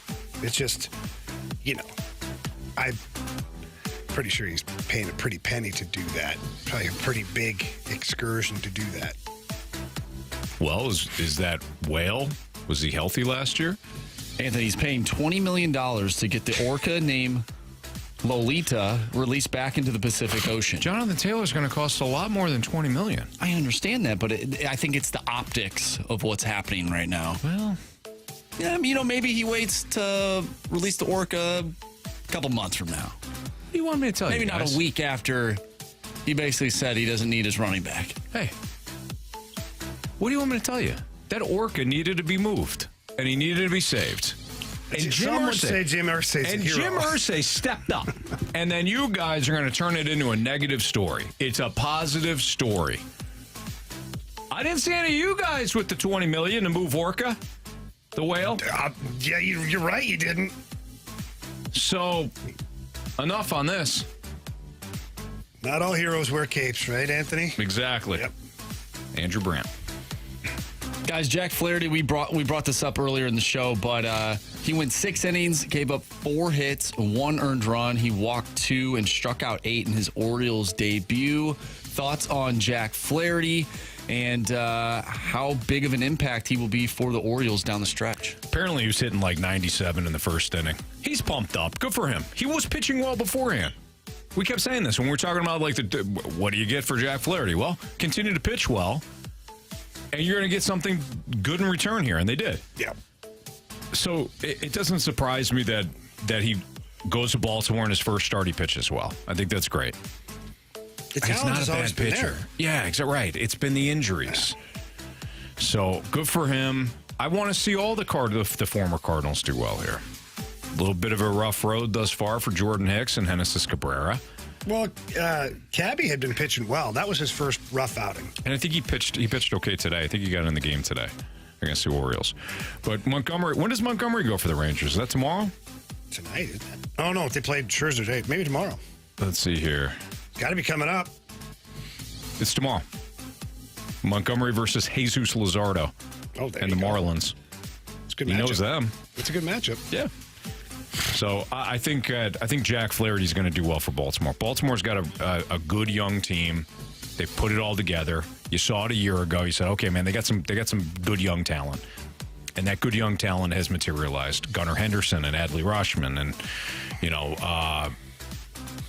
who else they got there? Mullins has been hurt, right? Mullins been out of the lineup, I think, for Baltimore. But they still got Anthony Santander, and Ryan Mountcastle, and I'm leaving out some of the other guys. I know I'm missing at least one big name. But Baltimore is that team. Marsh, you loved them in the offseason. I did. In our predictions, I think we all had Baltimore at least making the playoffs. I still have that in my notes. We all like Baltimore, so the fact that Jack Flaherty went there, I think he's gonna do well. Marsh is looking up to see how right he is. I'm looking it up. Here we go. I have it. I have all the predictions. I think I have the White Sox winning it all. No. Oh, my I did. I think I did. I love their pitching. I did. The White Sox winning it all? I think I did. I love Cease and Giolito and Clevenger. And here we go. You ready for this? Sure. This was on March 31st, 2023. NL East winner, Jamie, the New York Mets. Oh, boy. I went with the Braves. Anthony, you went with the Braves. Yeah. All right, let's stop there. I think we did it, guys. Nice job. You guys are the best. NL Central winner. Oh, boy. We all went with the Cards. NL West winner. Jamie went with the Padres. I went with the Dodgers. Anthony went with the Dodgers. NL Wild Card team, number 1. Jamie went with the Dodgers. I went with the Padres. Anthony went with the Phillies. NL Wild Card team number 2, Jamie Braves, me Phillies, Anthony Padres. Wild Card team number 3, Jamie Phillies, me Marlins, Anthony Mets. AL East winner, Jamie Blue Jays. I went with the Rays, Anthony Blue Jays. AL Central winner, Jamie Guardians. I went with the White Sox. Anthony, you went with the White Sox. I know I took the White Sox to win it all. The West winner, Jamie went with the Astros. Me and Anthony went with Anthony and I, for all the grammar police out there, went with the Mariners. AL wildcard team number 1, Jamie Yankees. Me Astros, Anthony Astros. Wildcard team number 2, Jamie Mariners. Me and Anthony with the Yankees. AL wildcard number 3, Jamie the Rays. Me and Anthony the Orioles. None of us had the Rangers even making it. No. None of us. No, shame on us. World Series, Blue Jays Cards. Oh, that's right. Bird on bird crime. I went with the Braves versus the Astros. Okay. And my goodness, it's the Dodgers versus the White Sox. I knew it. Anthony Stalter. Because I remember thinking, I'm like, God, we all went chalk. I mean, I got to have one sleeper in there. I love the White Sox pitching. I mean, it was a great pick. Yeah. They were out of it in April. I picked 2 teams that were out of it in April. Cardinals and White Sox. Unreal. Oh, man. All right. Well, Marsh, thanks for making us feel so depressed here. That's amazing that he had it, though. I still He got keeps it. everything. This guy's Keep got a log of This all guy's sorts got of things. his fantasy football championships dating back 10 years ago. He's got them all. 6 years ago. 6 years ago. I have. You're way off. I have everything logged. What round people drafted. He's a maniac. What not round, but what pick they were in the draft. How many times they've drafted top 5. Some people you're like looking at his thing, you're like, how the hell have you drafted 4 times in the top 5? Were you studying? Like, are you studying this? Yeah, so basically behavior pattern. Yeah, he is. He's got the analytics. I do have the analytics, actually. I wish I had it on me right now. However, in the last, I think we've done it 6 years. 5 out of the 6 years, if you've drafted 10 or 11, you've won. Oh, boy. 10 or 11. There you go. The only lone one was like 4. But speaking of football, tonight we have the Browns and Jets Hall of Fame game. Pregame starting at 6:30. I don't believe Aaron Rodgers is playing tonight. Oh, no, Zach Wilson. I saw Zach Wilson. I saw Zach. Well, yeah, he was. Speaking of another great prediction, I saw Zach Wilson. They showed him on ESPN, like walking into the stadium behind Marsh, the 2 TV screens, and I go, "Oh, wow, yeah, there's Zach Wilson." Like nothing, no chatter, no. I mean, could you imagine being him? Second overall pick a couple of years ago, supposed to be the franchise savior, and now you are. I mean, nobody is talking about you because of Aaron Rodgers. Way to go, Zach. Poor guy. Do you think this could be beneficial for his career, though? Yeah. With all the tools that he has physically. Like, sit there and watch. Watch Aaron Rodgers. Mm-hmm. I think it could be a huge thing for this organization. I think Love, this is why I said about Jordan Love. Jordan Love getting to sit down. Him. So, continue. Right back to Packers love, this guy. Oh, yeah, Green Bay Packers, they stink. They do. A history of losing the Green Bay Packers. You know, Jamie, why don't you go back to Baltimore, play for the Bandits another year, and humble yourself? The Bandits are no longer around, Anthony. I mean, when you're only drawing 250 fans a game, it's tough go on the budget. Makes sense. Here's a Fast Lane on 101 ESPN. Beat the Street question of the day. Biggest question of the day next.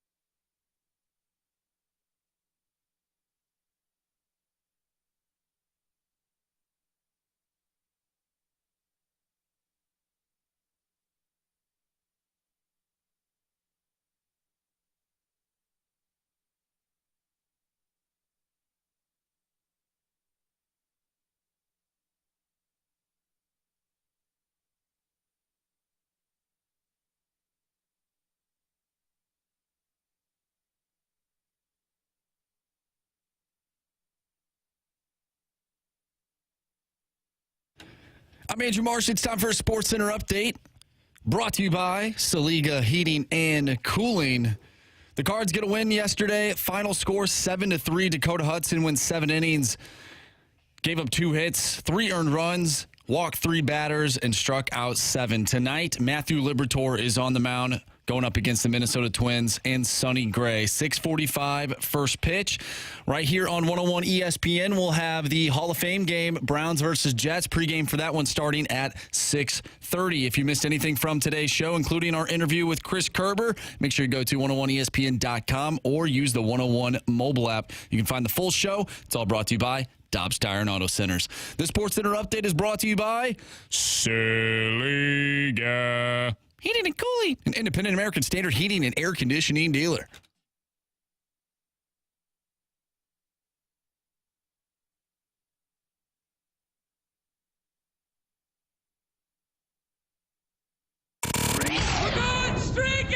I want to hit baseballs. All of my successes depend on me. You ready to hit? The hits just keep on coming.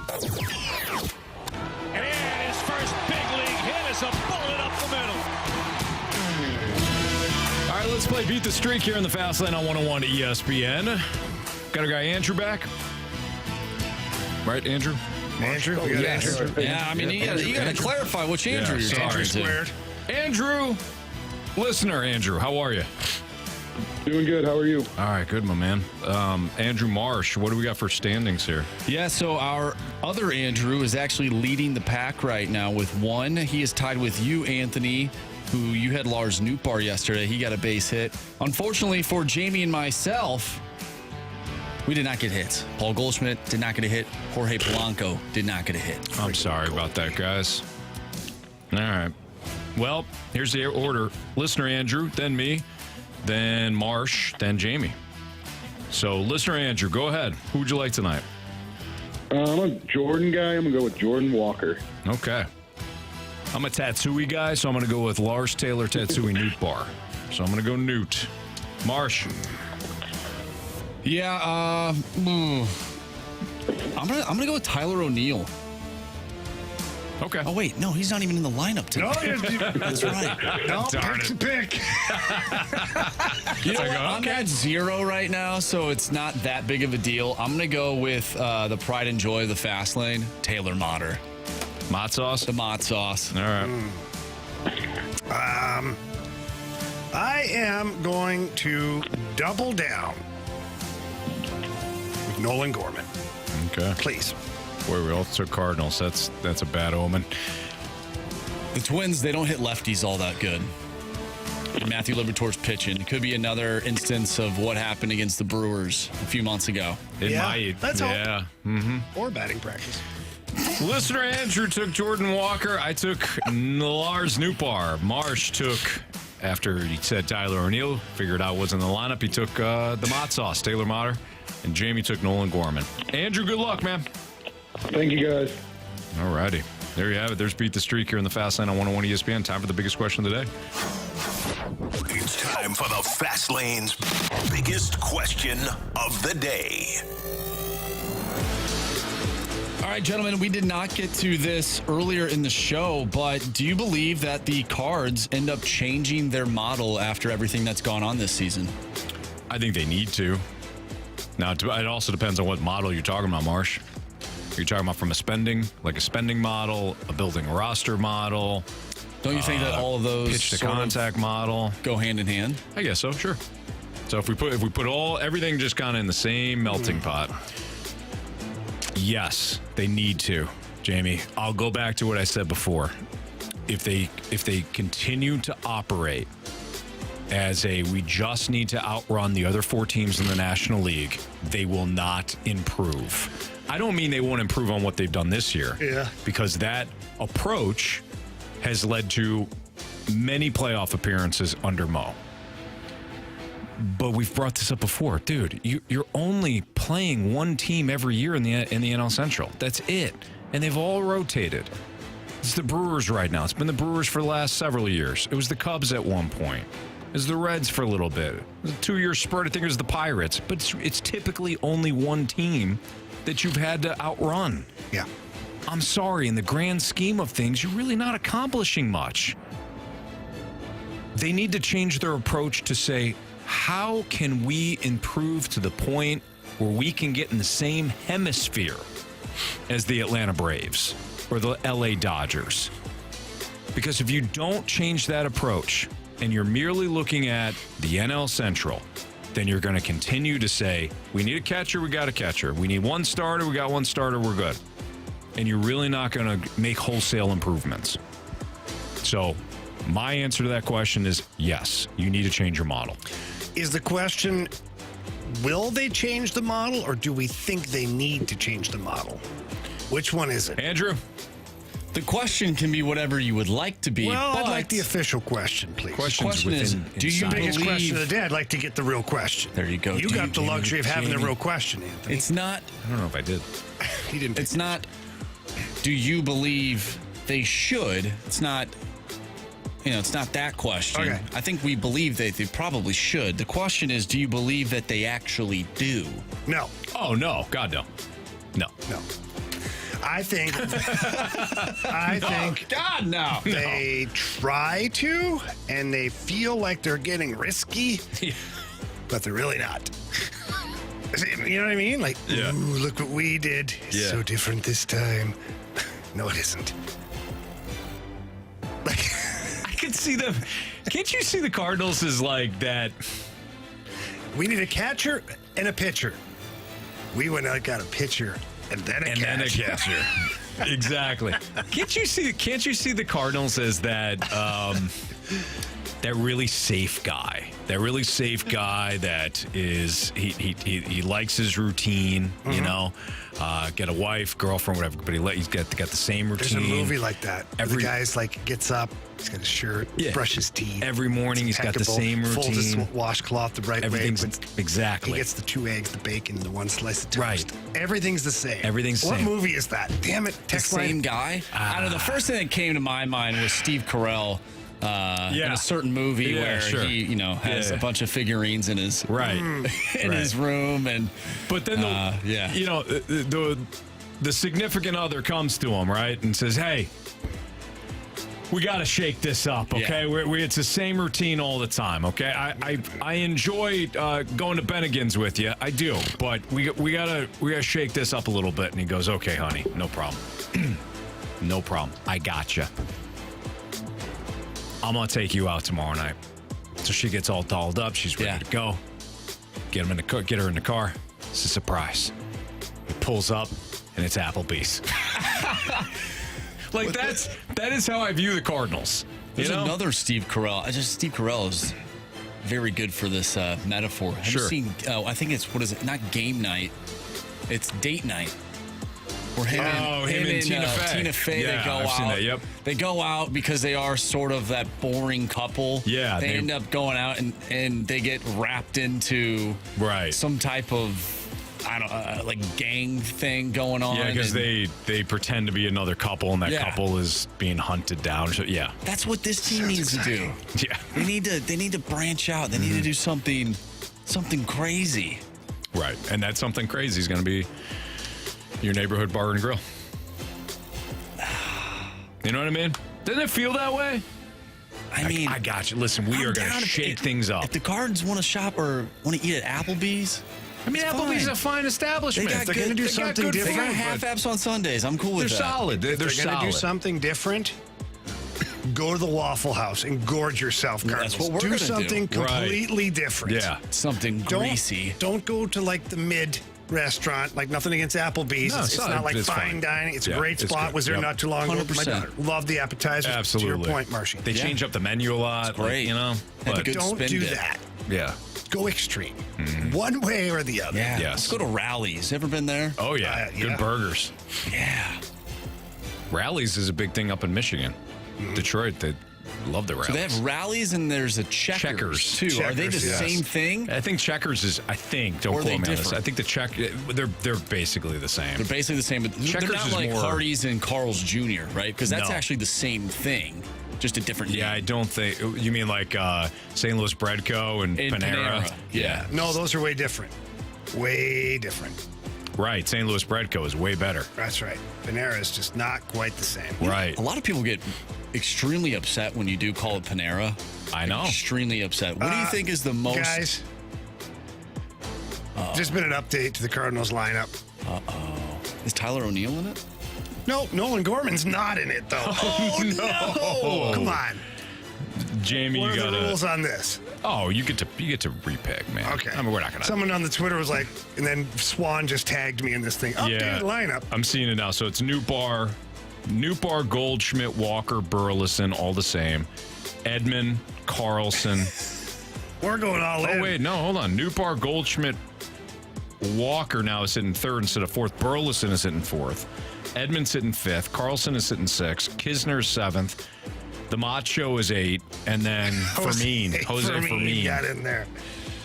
All right, so do I get to repick my home run and hit? Of course. Yeah. Yes. Oh, my goodness. All right. So for the home runs, there's my notes here. I know you've got Kiz, and I've got Marcia's Kiz. got Newt. Yep. I'll go with Goldie. All right. I'll just do the same for the hit. Nobody took Goldie, right? Nope. All right. All right, there you go. Damn it, Goldie, don't fail me. Again. You said it earlier. You go, I'm not going to pick that. But look at the rest of the lineup. I'm going to go Fermin or Mater. Absolutely. No. Yeah. What's wrong with going with Mater? You can't go Mater. Yeah, I went with Mater. Don't worry. You got the Mott sauce. Your pick is safe. All right. By the way, someone from the text line said that Mo and company reminds him of the Truman Show. Oh, okay. Yeah. I could see that too. They said it's like the Truman Show, except Mo hasn't figured out that he's being watched yet. I can see that. All right, we'll come back, wrap up the show. What you missed, criticisms, compliments next.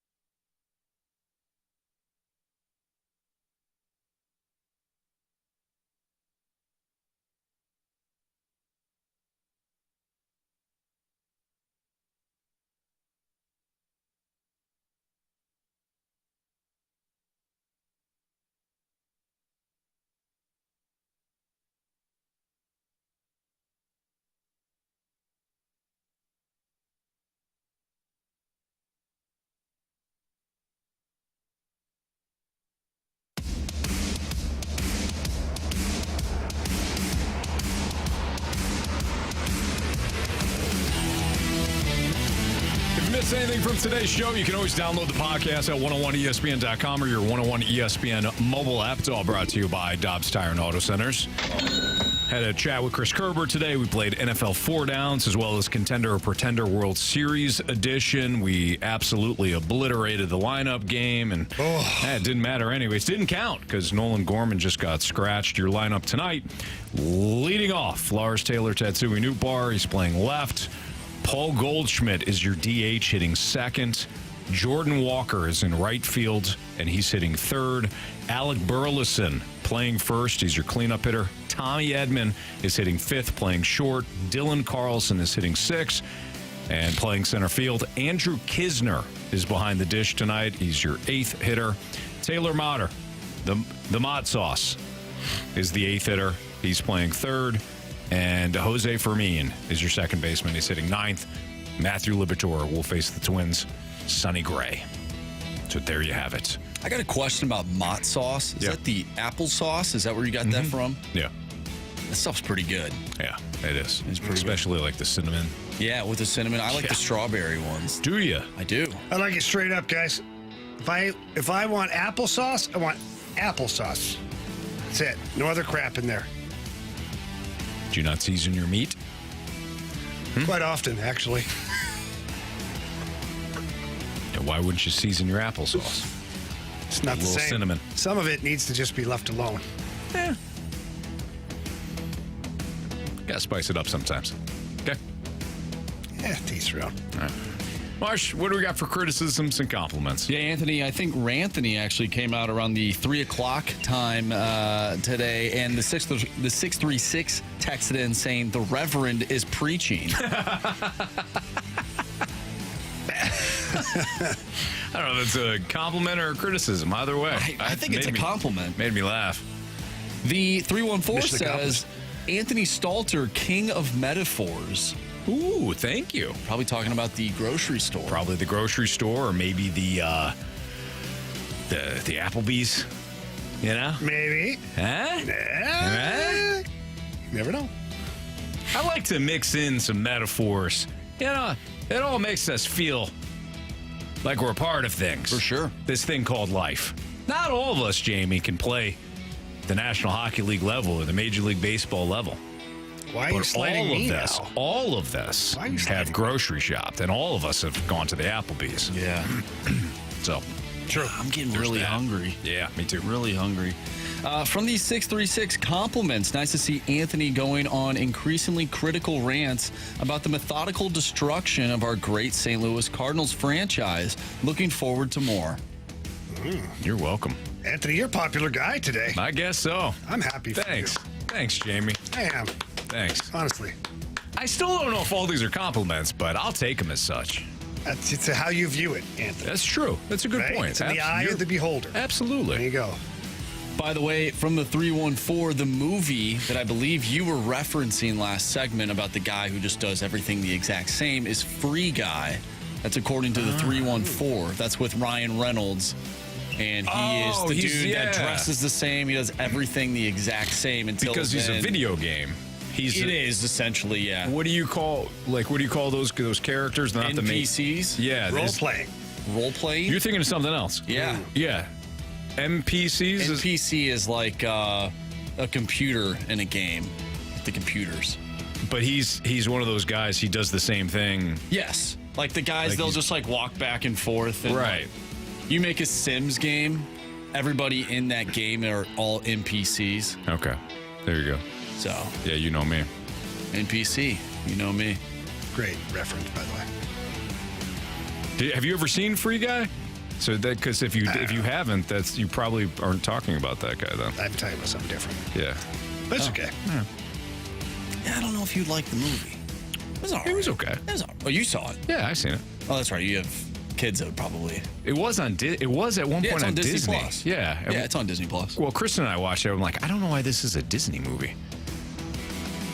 Well, they did reference a bunch of Disney things in it, but actually, other than that, I don't think it would qualify as a Disney movie. I could see it being. Yeah, it's like. Of course it does, Anthony. PG-13 or something. I mean, we're not talking about Moana here.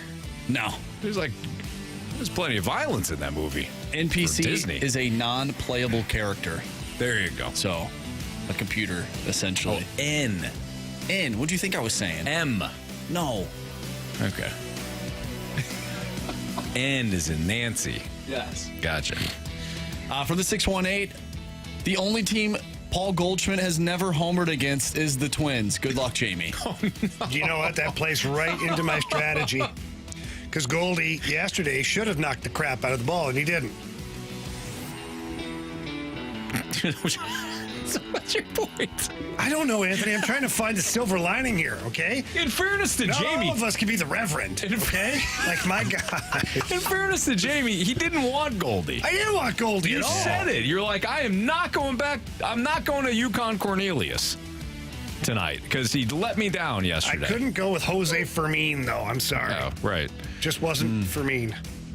Why didn't you go to the Ferminator? That was pretty good. I'll give you that. That was pretty good. The Ferminator. I'm surprised if one guy you absolutely love is Alec Burleson. You love that guy. I do love Alec Burleson. I like to crush beers with Alec Burleson. Why for wouldn't sure. you pick him to touch seats tonight? Because he touched him last night, and I haven't seen him touch it 2 nights in a row. Oh, he's capable. Oh, of course he's capable. He's capable of doing it every single night if he really wants it bad enough. I mean, if you're dedicated. Yeah. Sure. And some of them are, mm-hmm. but I just don't see it happening. Yeah. All right. Jamie Rivers, Andrew Marsh, I'm Anthony Stalter. We do have instant replay, but a short version, 6 to 6:30. Browns, Jets, 6:30 to 9:30 tonight. The Hall of Fame game, Browns and Jets. You'll see guys that probably won't make either roster. Either way, listen to it here on 101 ESPN. See ya!